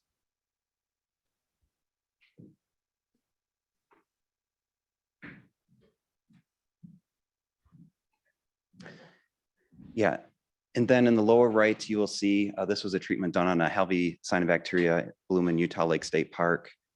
You will see some of those cyanobacteria actually dying during the treatment and floating up and forming a very temporary scum that usually dissipates within 8 to 24 hours, but is a good visual indication that we are controlling what we're meant to control there. So we did perform monitoring with our applications, doing pre-treatment samples and 1-day post samples. We looked at the algae taxonomy, so what was in the water column for algae and cyanobacteria. We also collected dissolved oxygen and temperature profiles. We documented the water clarity, water color, and then the chlorophyll A and phycocyanin, which are pigments indicative of the biomass of algae and cyanobacteria. We also deployed a technology called algae trackers, which is a small floating buoy with a solar panel, which gives us real-time continuous data on chlorophyll A, phycocyanin, turbidity, water temperature, and air temperature. And we can see that data on our phone or on any computer in real time and make management decisions based upon that, what we're seeing in some of these marinas.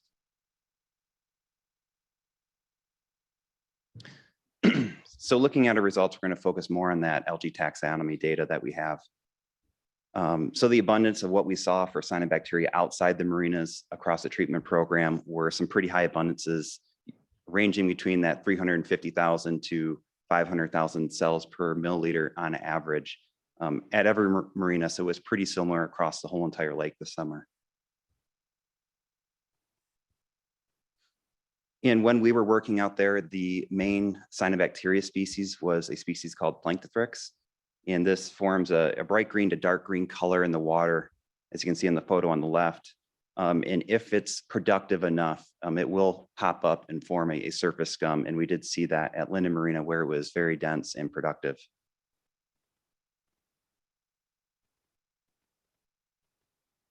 So the treatments we performed were reducing cyanobacteria. We had some very large reductions from these very high densities, which have some difficulties for control. So this graph here shows the cyanobacteria count on the y-axis, and each of these groups of bars is a marina, with the dark blue bar indicating our cell counts of our pre-treatment conditions versus the light blue bar with the 1-day post-treatment. And I wanted to point out on the far left, like American Fork Marina, we had 7,000 or 750,000 cells per mil, kind of as an average pre-treatment condition, bringing it down to around that 250,000 cells per milliliter condition. Utah Lake State Park, we were at around that 450,000 cells per ml pre-treatment, down to that about 150,000 cells per milliliter condition. And with some of this data, we may not have captured the full reductions through our treatment periods. We usually see that around that day 2 to day 4 mark, but we were capturing good reductions on day 1.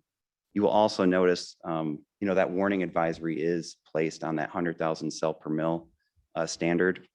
And we didn't necessarily get there with our treatments this year due to the lake conditions we had, but also kind of being behind the 8 ball starting our treatments this year. But these reductions that we did have were very meaningful to the water quality in these marinas. So here's a visual example for you from American Fork Marina done in September, where that pre-treatment conditions, it's very, very dense, very bright green. And then by 1 day post, we had a 70% reduction in the cyanobacteria. The water clarity doubled and that water color shifted towards a more bluer color and much more aesthetically pleasing.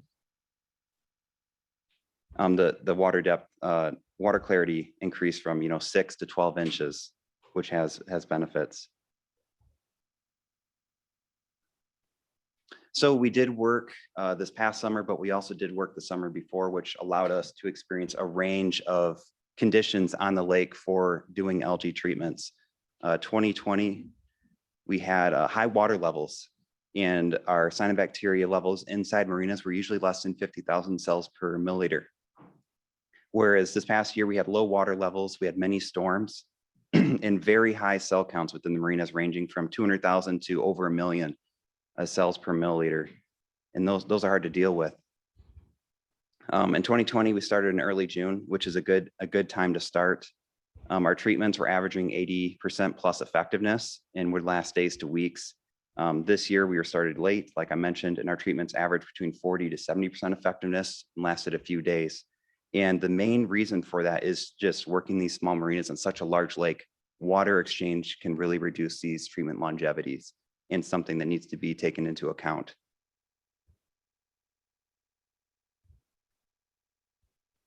So one technology that we were testing this year to look at the water exchange and reduce that is bubble curtains.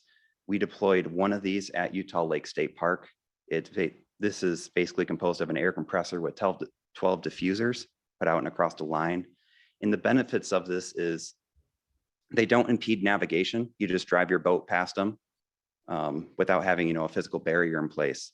They're easy to implement and cost effective in comparison to more permanent physical structures like jetties or seawalls.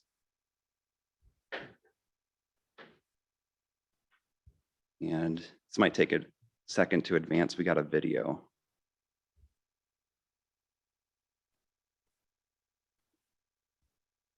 Is that gonna play? See if you can play that. Well, what you can see here with the video not playing is you see a line of diffusers stretched across from that middle jetty in the state park all the way across to the other shoreline. And it's going to circulate water around and kind of create a barrier where it'll block some of that water exchange and scums that would form in. And after we got this deployed, actually the first day, we got good visual confirmation that it's doing what it's meant to do. We had a bloom pop up in that outer marina of Eutrophix, and it started pushing its way in towards that inner marina where it hit the bubble curtain wall and got stopped. And we could see that in real time. So the green arrows on the right side of the image, it was pushing towards the bubble curtain, and I put a dash line there where you could see that difference in watercolor. And once we got that in place, we did a treatment to start to get some data to quantify the impact of that. This little map on the right shows that inner marina was treated. We left the outer part of the state park marina untreated and looked at the difference between the two. So we started out at pretty similar conditions on both sides, and we got very strong reductions by treatment, 88 to 83% reduction from Eutrophix in that treated area of the marina. So the bubble curtains will definitely improve marina treatments. We're going to try to quantify that a little bit more as we work into next season. So our conclusions, many of us know Utah Lake is a very dynamic, shallow lake, and it can sustain high abundances of these toxic cyanobacteria. The algicides that we have used, this year in the past years, they can control cyanobacteria at the high densities present, and also in the Utah Lake's water chemistry and conditions that we have. Treatment at lower cyanobacteria densities are more effective, and they need less algicide to implement. And management of harmful algal blooms needs to start late May, early June out here in Utah Lake before these high abundances occur. So you're being more proactive than reactive. In marinas, the water exchange significantly impacts treatment longevity, but also if we were to take these treatments out for larger scale, you would have improved longevity because that water exchange impact would be reduced. So recommendations, Utah Lake's on a path for long-term restoration through various methods in the Utah Lake study, looking at what's going to be needed long-term. But there is that gap needed for short-term for what can we do to improve the lake as those things are getting implemented. And we've based on our experience, we've put together a list of 3 things that can be done. One would be a whole lake treatment program. The second being marina modifications, and 3, intensive marine management at these marinas. So whole lake treatment program, this would consist of 2 to 5 partial treatments of algicide throughout the season. These would be up to 50% of the lake area done in bands and strips. And this is a method that we have utilized on many large reservoirs across the country with great success. This would cost roughly $4 to $12 million per year utilizing copper-based algicides, and more $10 to $30 million per year utilizing peroxide-based algicides. And the benefit of this is that you're going to be controlling cyanobacteria on a very large scale. If you start early in the year, you can reduce those cyanobacteria, let your beneficial green algae keep competing against them, put the ecosystem in an advantage to have less lake closures, less toxins, and better supporting wildlife around the lake and your fisheries. Marina modifications. This image is just an example, not any plan in place, but expanding the jetties and seawalls to better protect these inlets from the winds and waves that come off the lake and block some of those water currents and make them less intense. Dredging the marinas would help increase the depth and water volume to stop that, or to improve that exchange rate so it's longer. Enhance the use, especially on low water years, and the waste from that dredging could be used to build these jetty extensions.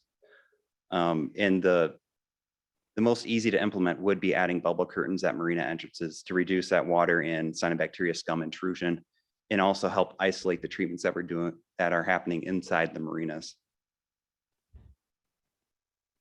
In intensive marina management, we see this as a priority because marinas are a main contact point with the lake and the public, and you can put a lot of energy and resources in keeping that water much cleaner, as they often tend to be some of the worst spots on the lake where stuff just accumulates and stays. And to do that, you would need frequent treatment and monitoring of marinas. And this can be done with frequent manual applications like we have been doing. Another way to do this and improve the effectiveness overall would be an automated treatment system where you can see a bloom coming in real time, or you see your cyanobacteria increasing, and you can trigger a treatment when it's needed, so you can always stay on top of it and you don't have to close your marinas that way. And also, since there's a large amount of organic matter nutrient cycling that does occur in these marinas, phosphorus mitigation would be helpful to limit the availability of phosphorus, because phosphorus is crucial for algae and cyanobacteria growth.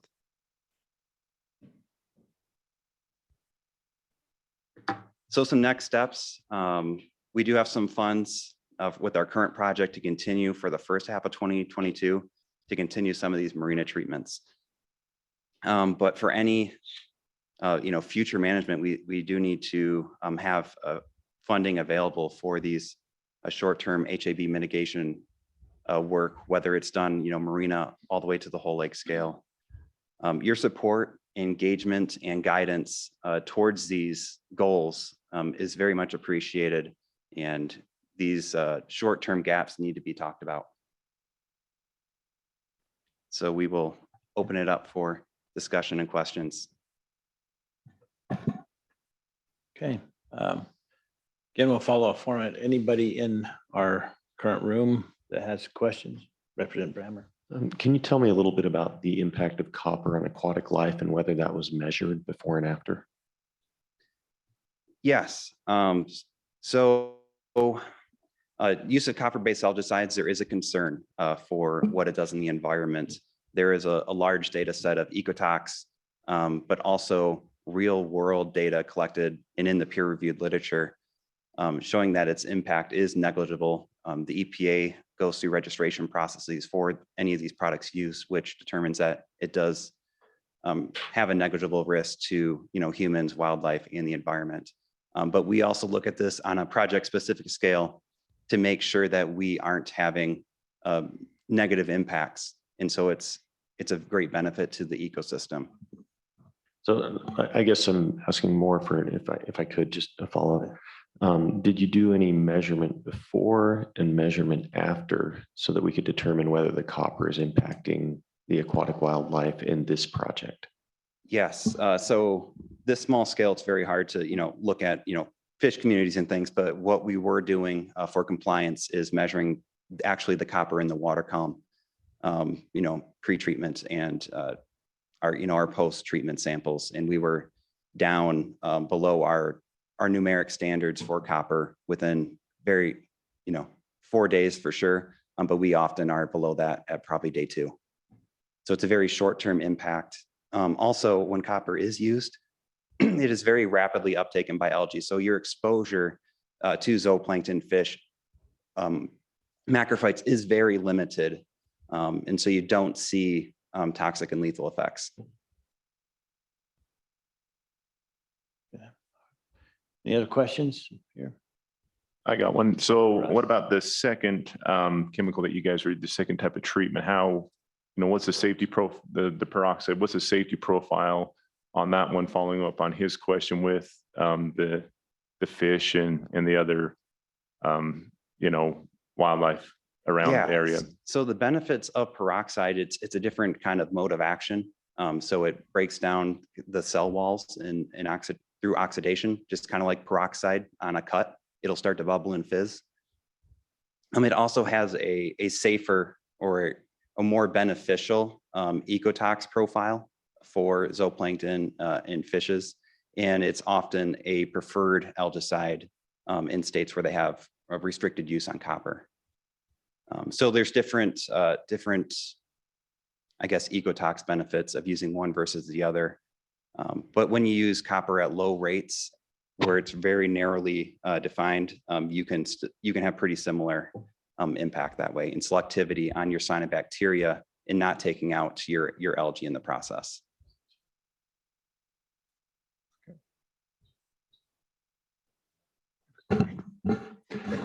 You mentioned on the air or the bubble wall that you put in, does aeration or oxygen levels help this process at an accelerated rate, or does aeration help in at all? Yeah. Aeration, especially in the marina setting, would be very beneficial. When you have more oxygen available, it'll help cycle your nutrients. So that way they get mineralized a little bit better. They're not as available through decomposition processes. The organic matter buildup will be decreased because it'll cycle it better. One thing we did see from this past summer, because we had such dense blooms going into these marinas, the biological oxygen demand of that algae would suck almost all the oxygen out of the water by the morning. During the night when it respirates and is not producing oxygen. So that would really help improve the water quality in some of these marinas, as well as improving the oxygen levels. So that way fish can stay in the marina. They don't have to leave. So as a part of that, putting that bubble wall in, do you feel like it helped, though, that clarity in the process as you are investigating? Yeah, we'll have a positive impact on that. Probably what would be better would be diffused aeration actually throughout the marina. For these automated treatment systems, that would have to be in place to help disperse the treatment technology within the marina. So there's multiple benefits to doing an automated treatment system.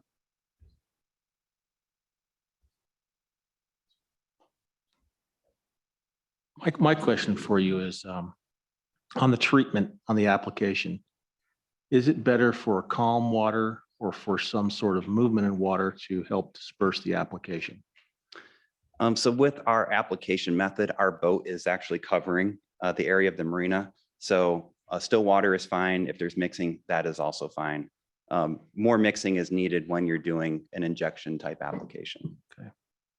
Yeah, we are able to adequately disperse the product, and it also dilutes, a bit from the boat as well. So we can get the treatment area covered well.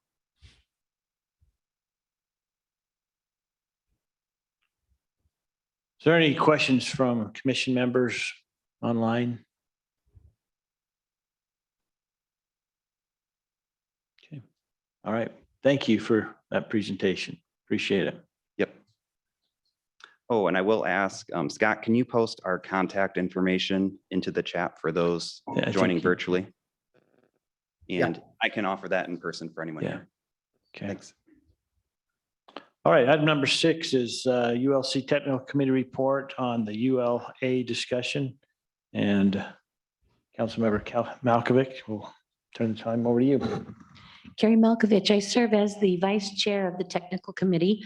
And as we discussed the bill, we had 3 concerns that came up. One was, the first one was about the clarification on the Chamber of Commerce seat. There are about 10 chambers of commerce in Utah Valley, although one is named Utah Valley, mostly represents Provo Orem. The 10 chambers are all members of what's called the Association of Utah County Chambers, and we were wondering if you might consider having that so that board could elect their person to serve in that capacity. The second clarification, or what was mentioned, is that they were grateful that most of the controversial issues of the bill had been removed. So we appreciated that and wanted to let the bill sponsor know. And the third comment was, although we were requested feedback to present to the board today, we didn't feel that we were in the position to do so because we do not have that final bill. And so we will wait until we have the opportunity to view that. And that is our report. All right, thank you. All right, we'll now move on to our action items. We'll just do these one at a time. Action item A, approve of the governing board minutes from December 9th, 2021.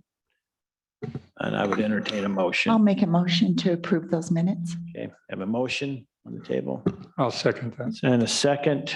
Any discussion on the motion? All right, seeing none, I will call for a vote. All in favor, say aye. Aye. Are there any opposed?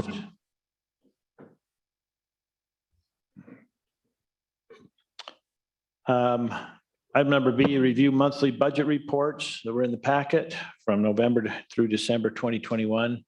If there's any questions for that, we'll let Eric answer those. If there's not, I would entertain a motion. I motion that we approve those. I have a motion Second. and a second, and I'll call for a vote. All in favor, say aye. Aye. Are there any opposed? Okay, thank you. Item number C, it is the first meeting of a calendar year. It's been my privilege to serve as the chair and work with Craig and the staff and all others. It's good to see you here, Craig. But time has come for a new chair member. I have learned a lot. I've met new people. And it's been a very fun and learning experience. And so it's time to move forward and elect a new chair. And as I have the mic in front of me, I would like to nominate, and I've talked to her in advance. She just flew in from New York. But I would like to nominate Mayor Michelle Kafusi to be the new board chair of the Utah Lake Commission. I would second that as well. I actually, as I looked down on this, I thought I maybe should have done some homework how we go about doing this, because it's not something I do normally as a mayor. So I think I'm going to go with what I think, and that is that I have a, well, guide me through this. Do we bring other candidates forward, or I guess I've nominated her. and I've had a second, and I've had a second, even a third. But Historically, we've nominated as many as wanted to be nominated. okay, We hold a vote on that, and then we hold a second vote for the vice chair. So a second nomination round and vote for the vice chair. so taking in other names that might be consideration to be chair. Correct. Mr. Chair, I would like to nominate Mayor Julie Fulmer from Vineyard. Okay, Vice Chair. I'm going to write this down.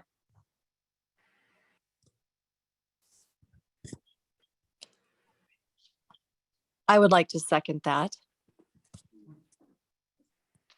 Okay. Now, where did that one come from? Well, Carolyn Lundberg. okay.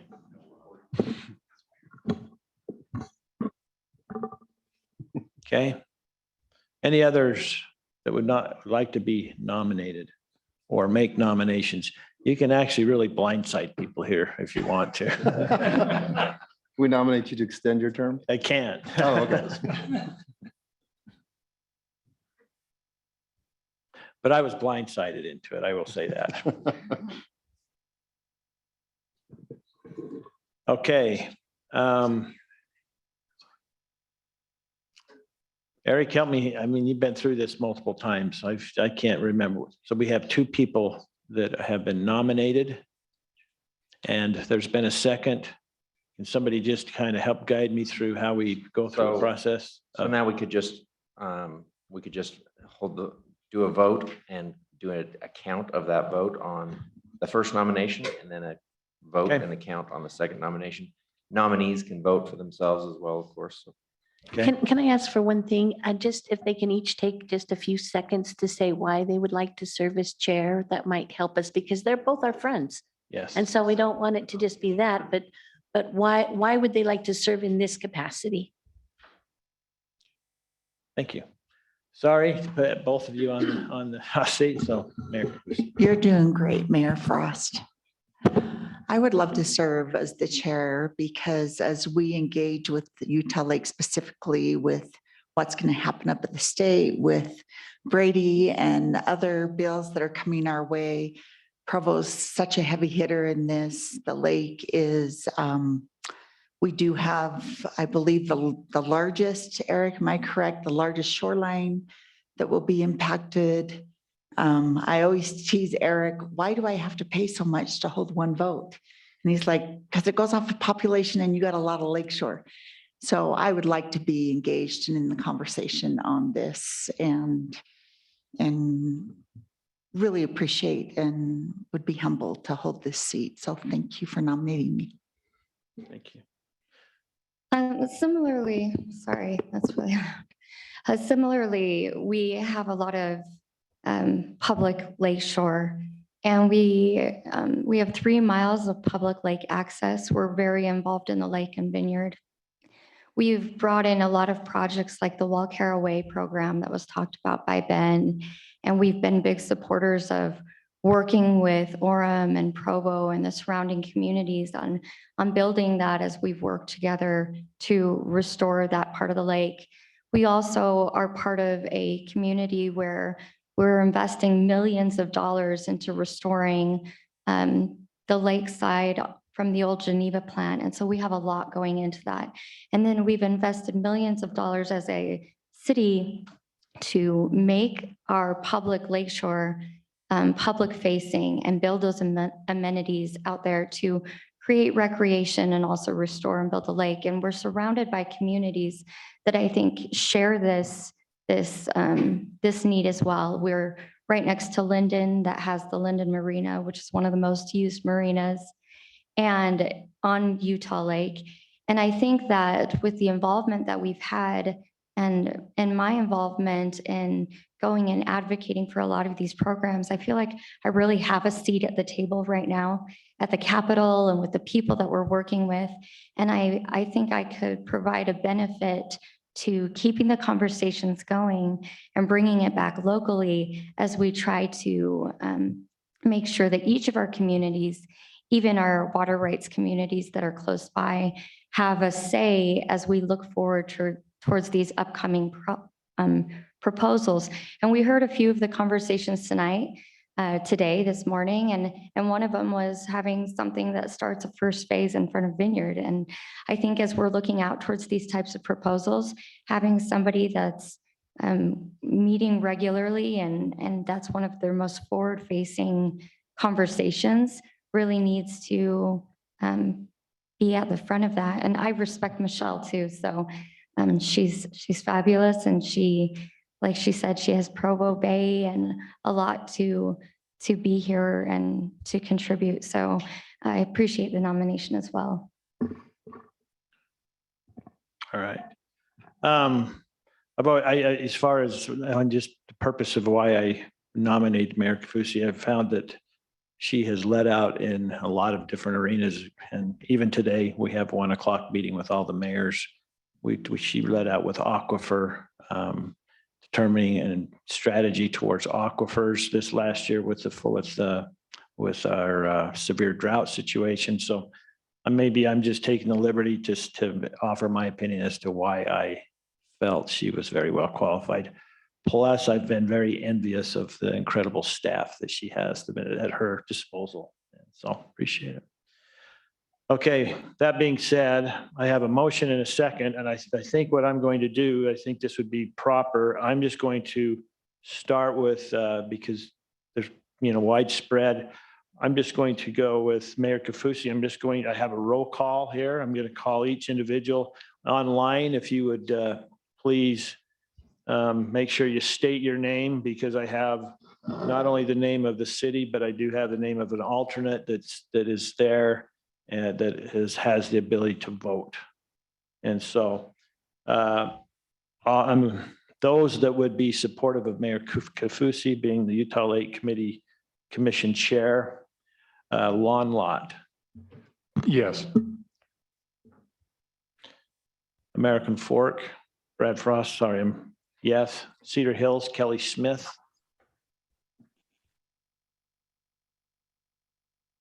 Kelly, you there?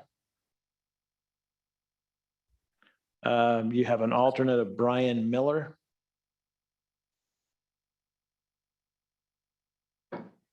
Okay, noted that they are absent.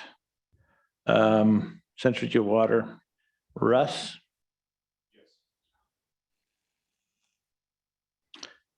DNR, Brian Steed. I'm here for Brian Steed and I vote yes. Okay. DWQ, Erica Gaddis. Erica Gaddis, I vote yes.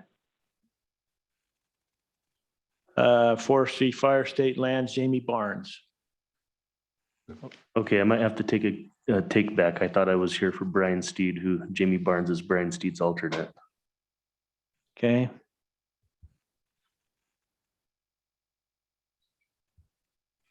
So what agency are you representing? Forestry, Fire, and State Lands, and it was my impression that Jamie is Brian's alternate. Jamie, okay.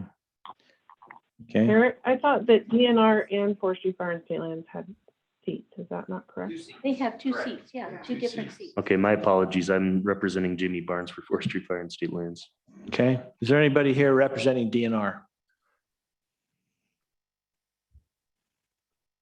I'm not impersonating them.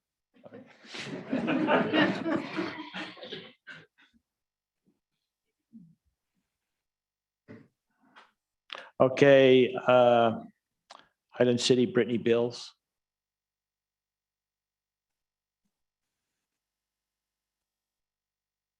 Alternate would be, well, it would be Rod Mann. Just want to make sure that, yeah, he's Kurt, I would be Kurt Osler. Yeah. Brittany, you there? Mayor Frost, could I just do a quick point of order? Sure. On this, it's kind of a strange procedure because it's like one at a time. And could we just do the vote as to who they're voting for? Because if you're going to go through it, say, are you voting for Mayor Fulmer or Mayor Kaufusi? Instead of yes, no, it kind of makes it a little awkward.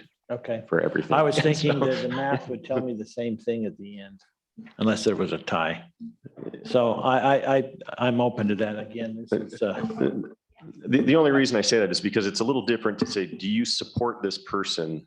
Okay. And then you have to say yes or no, and you're not able to like, because I want to be able to, I would support either. I love both of them, but I don't want to say no to one or no to the other, to be honest.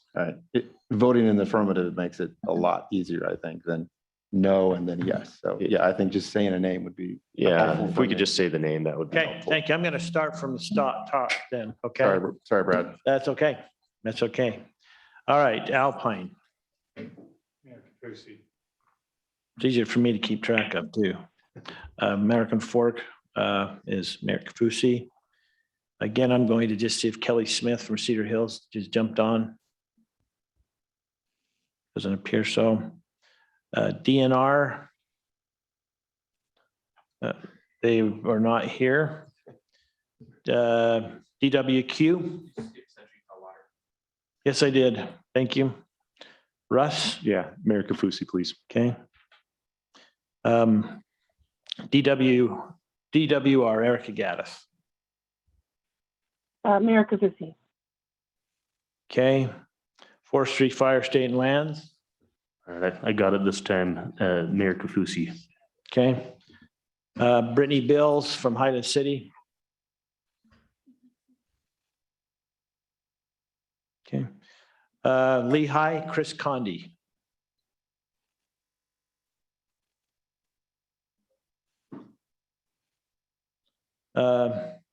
Linden, this is outdated. This would be our new mayor from Linden, Lundberg. Mayor Fulmer. Okay, Orem, Mayor Kafusi. Payson, Brian Hewlett. Mayor Kafusi. This was a lot easier doing this in person. Mayor Kafusi. Mayor Kafusi. Salem, Kurt Christensen.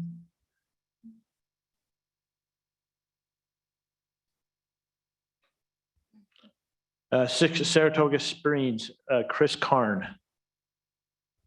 Mayor Kafusi, please. Spanish Fork City, Shane Marshall. Mayor Fulmer. Springville City, Craig Jensen. Mayor Kafusi. State Parks, Lori Backus. Mayor Kafusi. Utah County, Bill Lee, Commissioner Lee. Fulmer. Utah House, Representative Brammer. Mayor Fulmer. The Utah Senate, Senator McKell.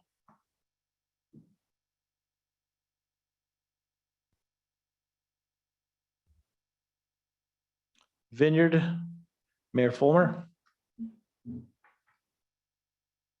Woodland Hills, Carrie Malkovich. Mayor Fulmer. Okay, I'm going to throw through 1, 2, 3, 4,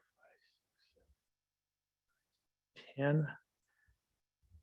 These are 1, 2.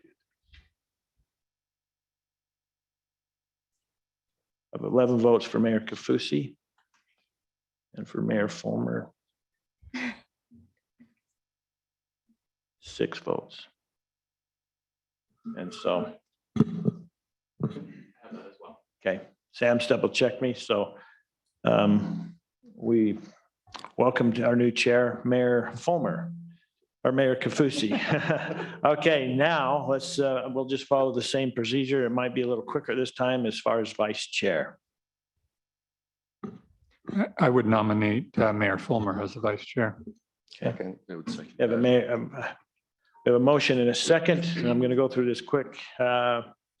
Alpine? Oh, let me ask, is there any others? Again, this is there any others that would like to be nominated as, that you would like to nominate or be nominated for vice chair? I move that we close the nominations. Okay. A second. Okay. With that being said, we have one, I'm going to just do a vote. All in favor of Mayor Fulmer being The vice chair, say aye. Aye. Hi. Aye. Are there any opposed? Okay, that settles that. That was a lot easier. All right, with that being said, Mayor Kafusi, I'm at your disposal as a member of, the member of the commission.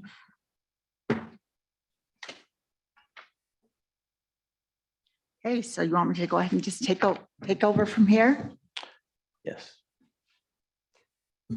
Okay, let's, item 7D, review, discuss, and entertain a motion to approve resolution 2021, support for the science-based conservation, restoration, and enhancement of Utah Lake. I make a motion.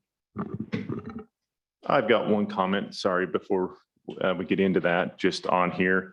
And just one comment on line 34. Reading through it, and I am new to this, but been around here, just having the Utah Lake restoration identified in there. I don't know if it would be easier or better just to have it called out as current and or future projects. And that would be my only comment on that. I accept that Okay. amendment. Thank you. We'll make that amendment. The reason that I brought this resolution forward to all of us is I felt like that because there are a lot of different thoughts out there, and I know I get a lot of questions from constituents in my area asking me about the projects, the bill, the information that may be factual or maybe just, we're playing telephone along the line on social media, and it's gotten a little bit out of hand. And so I thought that it would be important for us to come to some kind of a consensus that says we have done our due diligence, that we as a commission are mindful of our responsibility as commission members. Just for background, I myself grew up on 100 acres of private forest on a lake. And so it is tender to my heart of stewardship of our environment. I also served originally, it kind of dates me, but to the Provo Canyon Road Project. I was on that team. And at that time, we had a lot of the same kinds of discussions with regards to all the stakeholders that were there at the time, whether it was the botanists or the anglers or the recreationers or or UDOT or all of the others and the environmental impact statements. We ended up, it was such a long project, we had to have two environmental impact statements, and I helped write those. And so I am familiar with this kind of discussion that is going on. And I just thought that it would be maybe a non-controversial way to say that we confirm and support science-based conservation, restoration, enhancements of the lake for us overall, and that we could come together with one resolution that would kind of lay the ground for the process to work its way through. There's a lot of process that will take place, whether it's at the legislature or at the federal level with that NEPA process. As we've heard, it doesn't happen overnight. And there is a lot of scrutiny in that. So with that, I present this resolution and I welcome any additional amendments or comments. So because there was a motion made, this opens it up for comments. Does anybody have anything they would like to add or take out at this point? And did everybody get, I sent out the Provo City one as well, our resolution. I hopefully got it, Eric. I was just going to point out, if Sam goes to the bottom here, we could entertain this discussion piece that would go to towards in the be it resolved section that was submitted by Deputy Mayor Paxman. That addition in the red.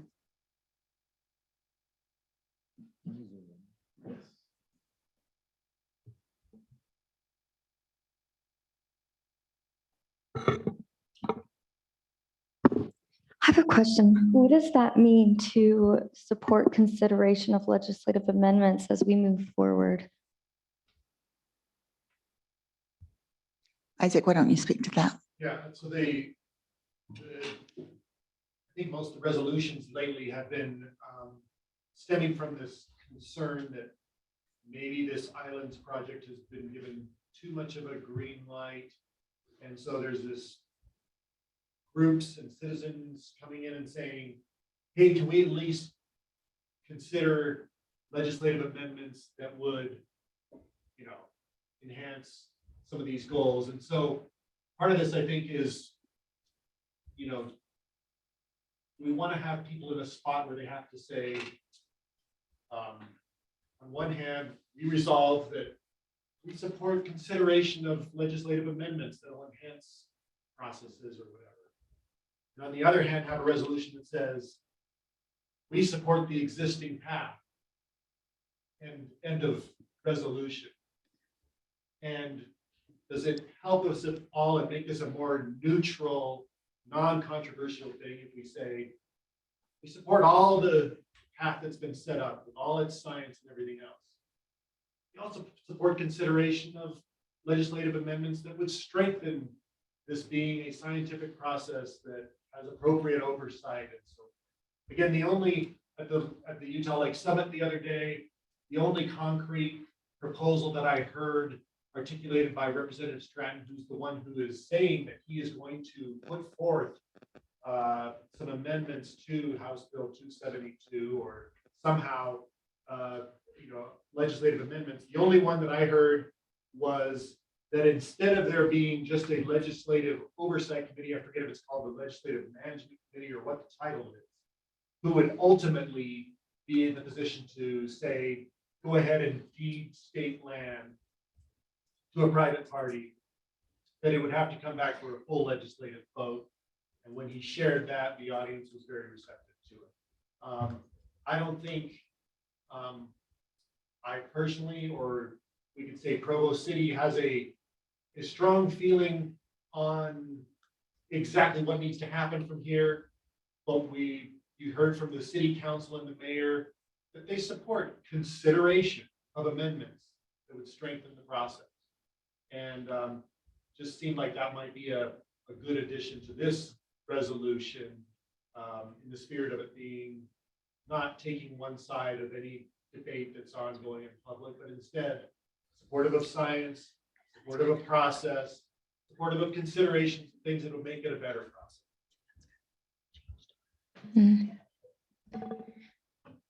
I think for me, if I was going to try to make a statement for some kind of support, I think any kind of resolution would be something that I would want to remove myself from more than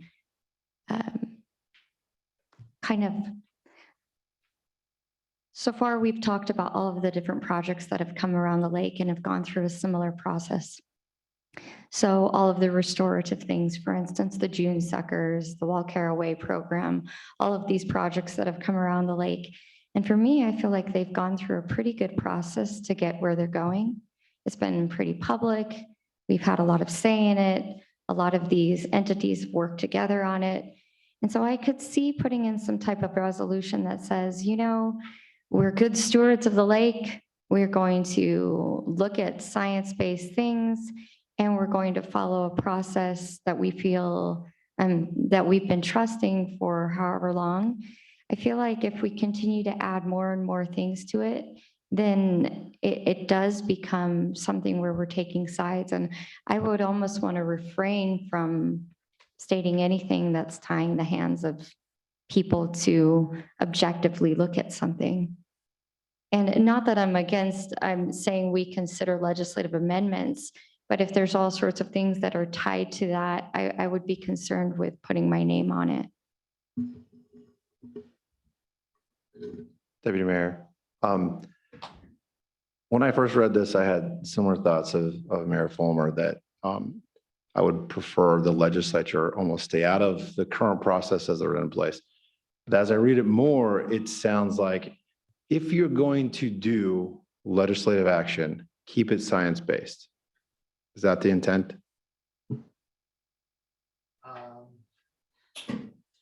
The words are what they are. and Sure. I can't say that I To slip out? answered that well, but it just, I think, taking a step back, you could say there are two sides right now. Support this island's path as is, or this freaks us out. And there's been people who have been doing resolutions saying, you know what, yeah, maybe the full public didn't get a full in on this, and if the legislature's saying they're open to amendments, hey, we support you considering that.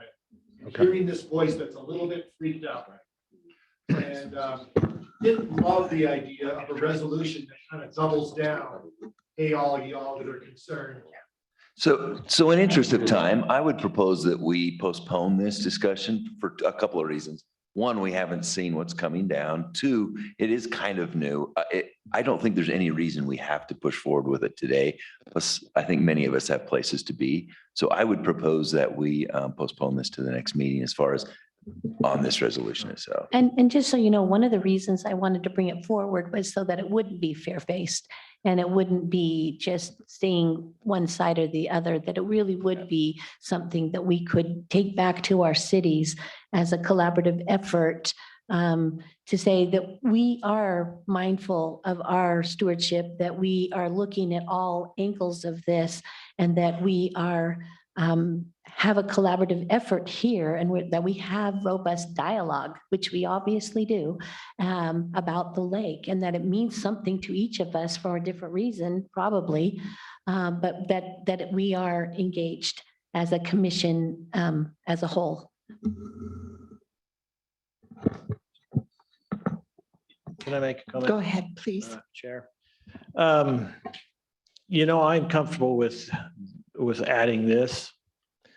I think that there is science in all that we do, and it states it. And we have, as a commission, we've had multiple reports, and we've worked well with the scientific community. We've listened to them as well. And then I'm thinking we have state agencies that are right in the middle of this as well, and have to kind of tread lightly because it's a political matter, and it has become that, and it will likely have the ability to heat up, or the legislature is right in the middle of this because they helped us create this. They gave us permission, and they have the ability to take it away.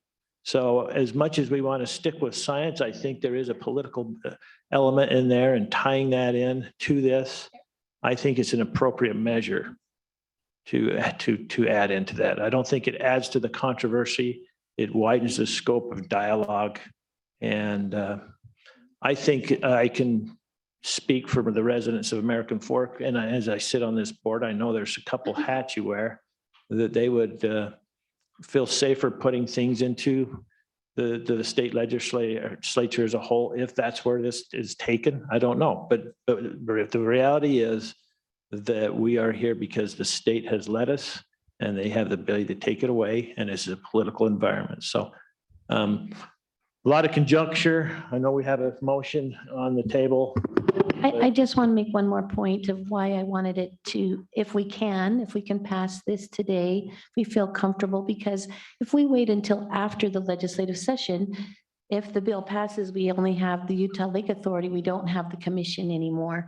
And so I would like us to, and some of us will not be invited back to the table. And so I would like to be able to go forward, because this process will be taking years and years and years to get through, but it gives us something as a lake commission that we can go forward with as we wait out the time. Madam Chair. Oh, yeah. Representative, go ahead. I'll always defer to you. No. People only defer to the legislators when they're in the room. Otherwise, they love to hit us. It's great. I have two slight concerns on the added language. The first is, if this had just said consideration of legislation as opposed to legislative amendments, there's only really one passed bill that's out there right now. And so when you say we support amending that, it's also a condemnation of that.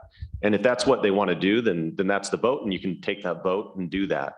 But, you know, if we want to consider all legislation in a way that allows for appropriate oversight, public input. And then, you know, the scientifically based, I think most people want to be scientifically based, but we also need to understand that, you know, there's more than like, which science are you including? Are you including, you know, what are the population needs? And are you including housing needs as part of the science of dealing with this as an input model? And that gets a little bit complicated when you say scientifically based, because then you're going to say, who's defining what is the science and which science we're accepting and how that goes. And so there's a couple of problematic things on the new language that, you know, as long as we're going into it eyes wide open, we can vote on it and decide if we want to say, because I think this does say, the only legislation that's out there now is the 2018 HB 272. The bill numbers all mix up over time. We support that being amended because implicitly it's not good enough in these ways. You can make that statement, but that's not a neutral statement. And if you're trying to be neutral, I don't know that this hits it. If you just want to say legislation generally, I think that probably does a little more on, you know, because that includes the legislation that I'm running and any future legislation and any past legislation, you know, including any amendments. It's a little more inclusive. Legislative amendment only applies to one bill So you that just I'm want aware to of. change that from legislative amendment to legislation. To legislation. And then I do worry a little bit about, instead of just saying enhance the shared goals of scientifically based approach, I would say which include a scientifically based approach, because I think there's more to it than just science. There is politics and there's public need, which oftentimes is excluded from science. That, you know, that a lot of these things, like if you look at the envision or the, you know, the population growth issues, that may not be considered as scientific as some of what Ben's talking about in it, but it is still a problem that has to be grappled with and balanced as to what's best and what's out there. And so, you know, I think we want to take a little care on those two issues. So Madam Chair, if I could, I'd like to echo some of those same sentiments there. And I think that we could probably solve this problem by this concern by just putting the legislative process along with a list of, you know, the Department of Forestry, Fire, and State Lands. We just list that as one of them.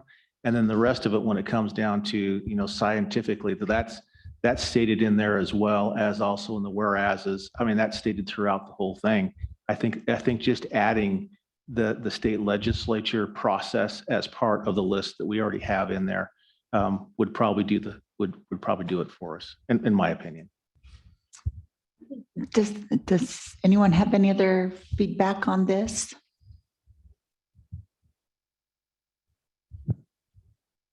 Are we okay? Isaac? Okay, Isaac. I think that's an interesting idea. I think you could just say, which combined with sound scientific review, comma, and appropriate legislative oversight, comma. That's one way of at least. Yes.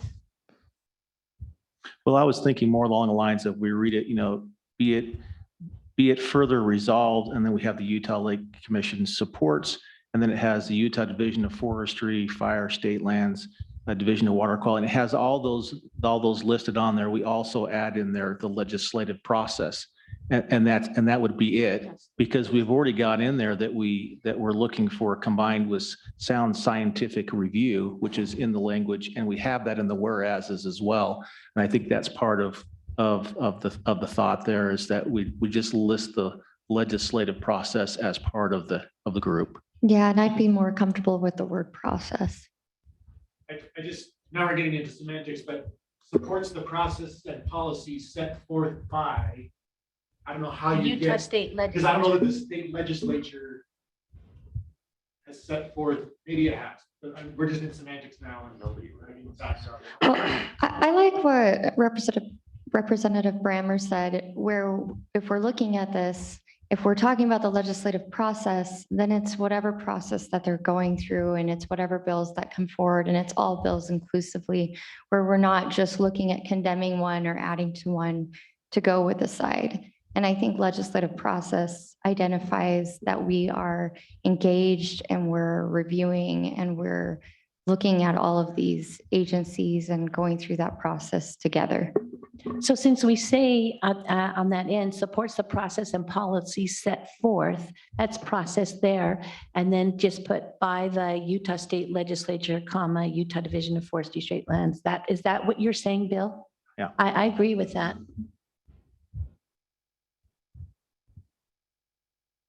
And in no way would that mean that you have to support what the legislature does. Right. It's just the Right. process of it. So I would make a motion that we can incorporate the changes suggested by Commissioner Lee. Is there a second? You know, sorry. Oh, well, I just, for clarity, I think that, I mean, there's been a note made to remove Utah Lake Restoration Yes, Project. and I agreed to Is that that. Yep, we already agreed to that. Okay. Bring in legislative process. Well, it's already on there. Process State and legislative. policy. Just use set the forth. legis- Just add by the Utah State Legislature, comma, then Utah Division of Forestry. Yeah, we already took out Utah Lake Restoration. It would just be successfully guide and vet all Utah Lake projects and proposals. Okay. Yeah. Right. Okay. Any other catches or fixes you'd like to do on this? Chair, would you like this sheet? Or do you Why want to organize the chaos? to just, if you want to do roll call vote or? Yeah, just want- absolutely. Are you kidding me?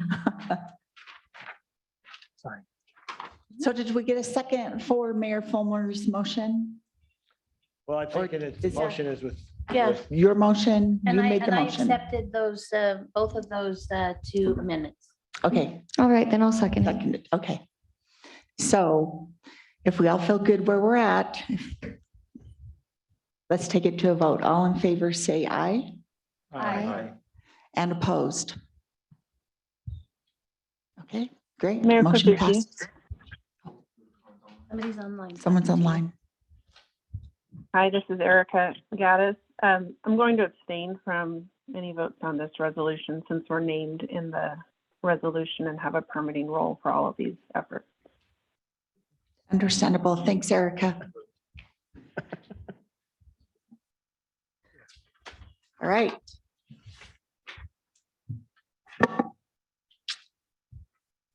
Okay, let's see, our governing board meeting schedule for the next year. Take a look at these dates, March 17th, June 16th, September 15th, and December 8th. As the first star asterisk shows, if additional meetings are needed, they can be called as needed. If field trips are planned for the governing board, they will take place outside their regular scheduled board meetings. Does anyone have any issues with these meetings and the dates?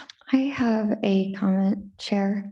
Yes, So in Vice Chair. December. I just need to say vice chair. So in December, it was requested by Carrie Malkovich that we bring this meeting together in order to have a legislative brief on the Utah Lake Authority bill that's coming through. However, the wording didn't come back. And Chair Frost had said, maybe we'll need an additional one in February. I think you're probably right to maybe have another meeting. I just wanted to bring that up in case it was still requested.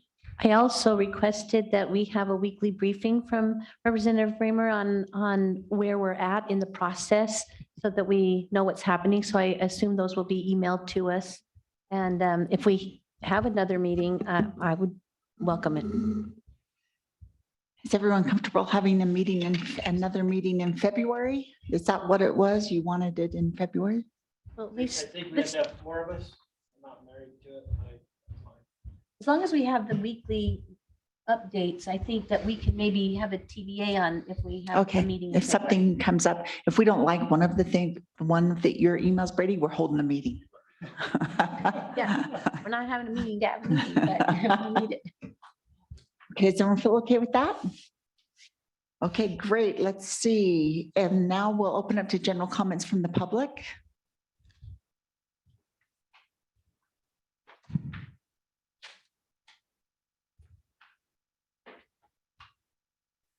there's one. Yeah, I think he's coming to the podium over here. Yeah, sorry. I should have pointed that out. There's a little bit of a walk and then you get in line and, all right, state your name and. Yes, I'm Greg Carling. I'm a geology professor at BYU.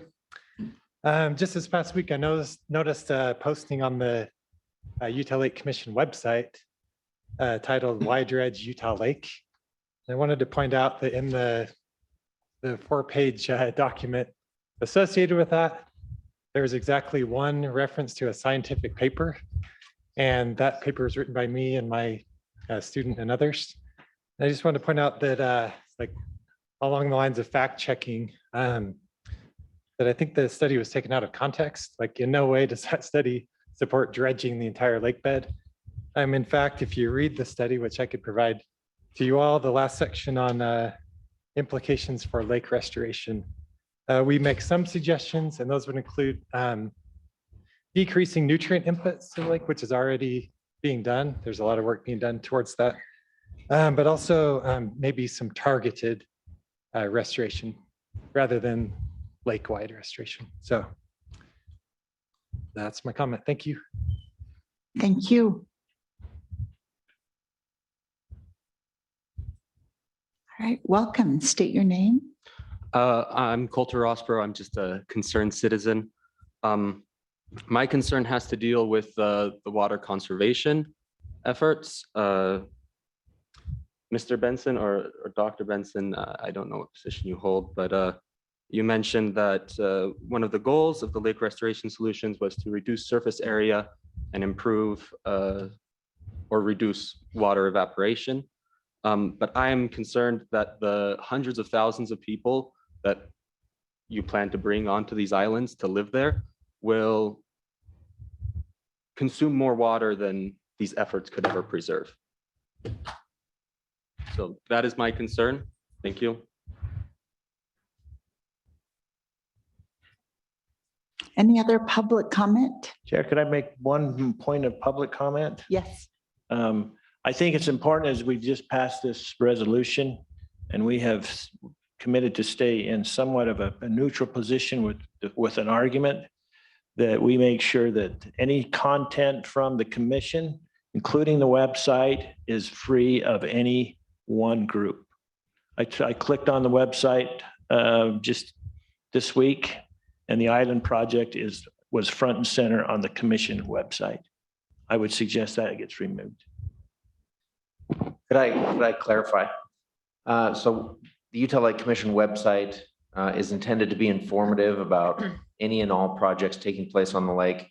And to your point, the intent was not to highlight or bring something to the front. It's today the front page is the Utah Lake Fish Fest. When we post a blog, there's a carousel that has the most recent blog on the front page. So as each new blog gets put on, it happens to have its day at the front page, kind of like the KSL news articles do. And then it goes down in the list as soon as something else is posted. So that's no longer on the front. The only place that aside from being a blog post, is we have a projects page, and it identifies all projects taking place on the lake, and it provides information and current status on what those projects are, what the slated ETAs are, or whatever the status may be. So we hold all projects on the page under project, and then we have blog posts that talk about whatever is the item of the day.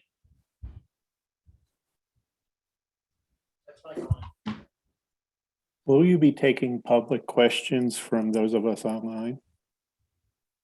Yes, we will. And Sam, will you manage those for me? Best I can. Okay. Let me just remove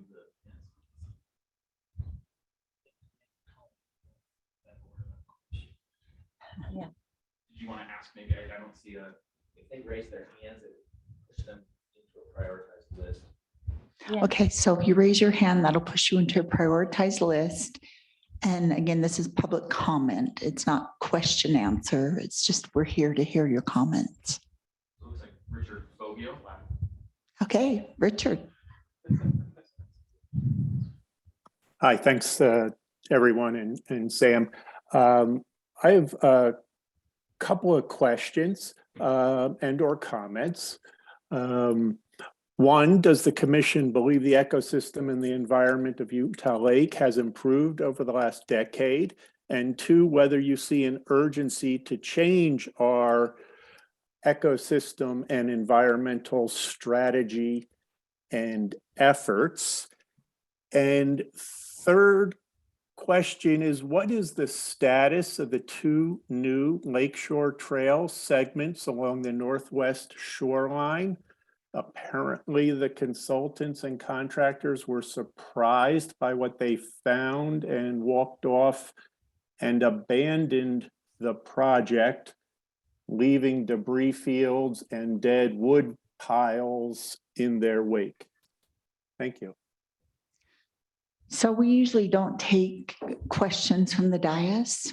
We take comment, but we've got those questions written down and we will get you answers. Can you email?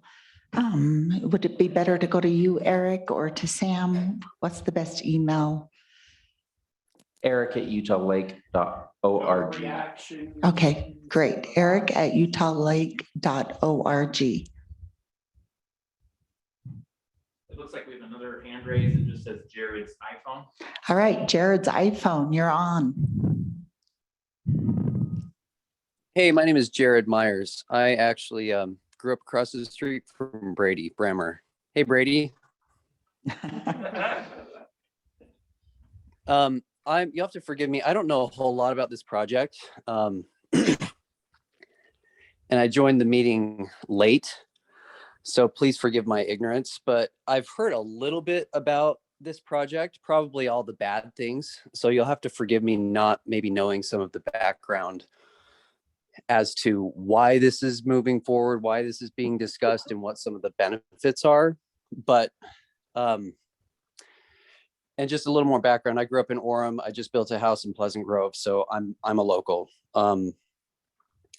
I just can't imagine any scenario that would justify building islands in a natural lake that would somehow conform with science. And certainly the justification being that, well, we have so much population demand that it now behooves us to build islands in a natural lake, and somehow that's improving the environment. I guess I'm concerned by this distinction here that population, basically that providing residents a place to live by constructing islands in this lake are somehow not going to create an environmental issue. So I would just encourage all of you to tread very, very carefully here. Literally everybody that I know and that I've spoken to about this prospect has been extremely shocked and concerned by the potential for private developers to build You have islands 5 in the lake. seconds, Jared. So I'm extremely concerned as a citizen. That's my comment. Great, thank you. All right. Looks like there's at least the next in my order is a PAC has their hand raised. Yes, hello. It's Sorry, Peggy. I'm going to interrupt your Climenson. comment for a second, Chair. I apologize. I have to excuse myself. I'm late for another meeting that I cannot be at. But if you have any questions for me from Vineyard, Sullivan is here to answer any of them. Thank you. Okay, great. Thank you, Chair Fulmer. All right, so PAC, will you just state your name, please? And then you will have your 2 minutes. Excuse me. Peggy Climenson. I'm a retired attorney. I have a couple comments on HB 272. There are no quantitative standards in there to judge restoration and when restoration is complete. And that should be something that should be set out specifically so that when the legislature sits down to determine whether any, who's involved in this project has met the goals, that they know what those are before they make the land grant. The next comment is, I would not pose it as a land grant. I would propose a long-term lease that would set out the specific requirements for maintaining these geotube islands, because geotubes require constant maintenance. They have these man-made islands have a propensity to sink.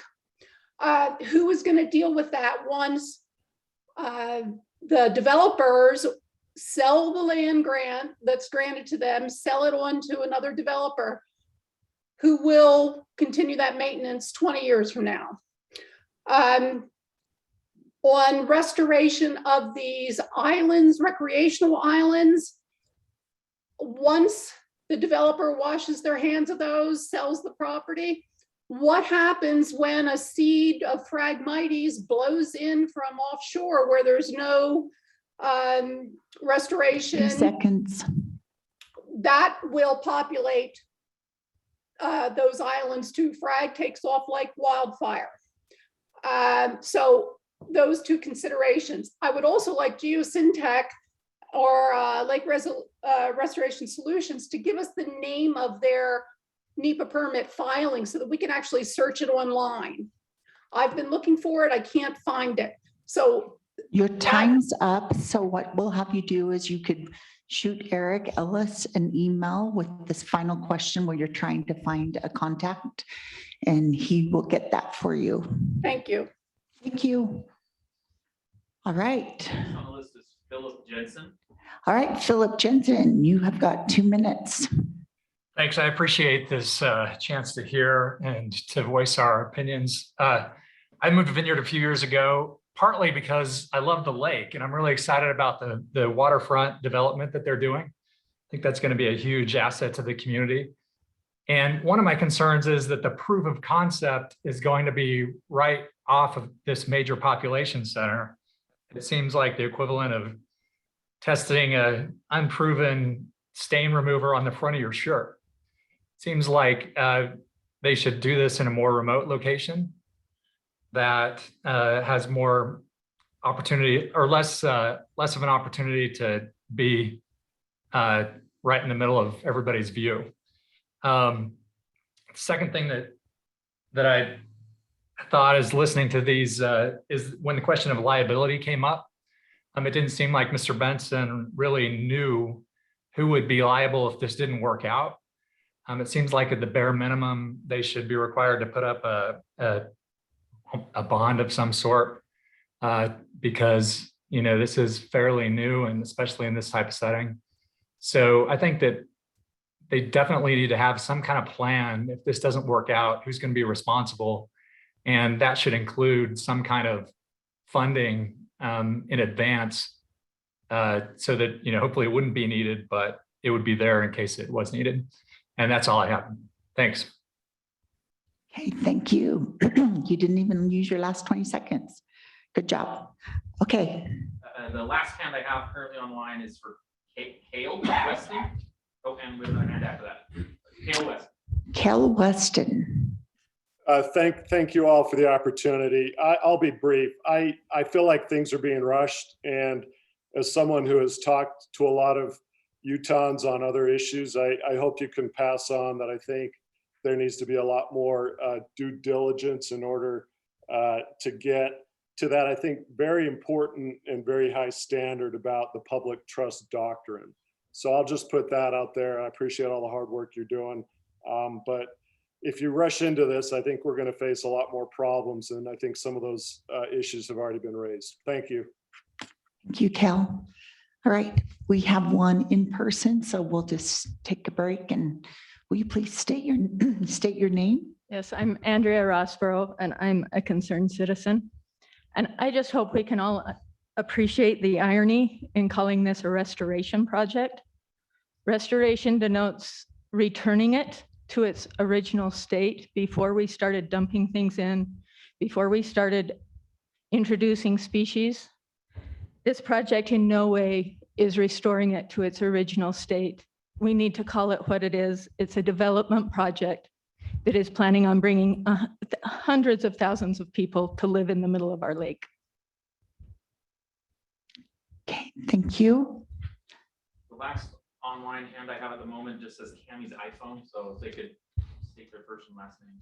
All right, Cammie, can you state your first and last name and we'll start your 2 minutes. Yes, my name is Cammie Kenworthy, and I live in Vineyard.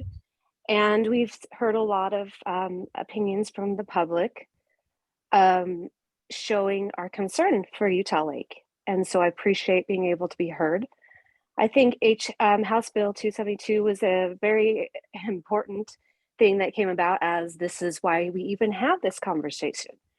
Now I'm in favor of repealing that, because it does go against public opinion and our sovereign lands.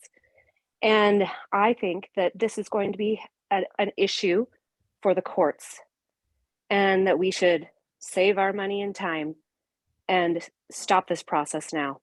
Thank you. Thank you, Cammie. Those are all the raised hands we have at the moment. All right. If there is no further comment, we will just flip my page, I'll make a motion to adjourn. confirm the next meeting, and Second. all in favor, say aye. Aye. Thank you, everybody.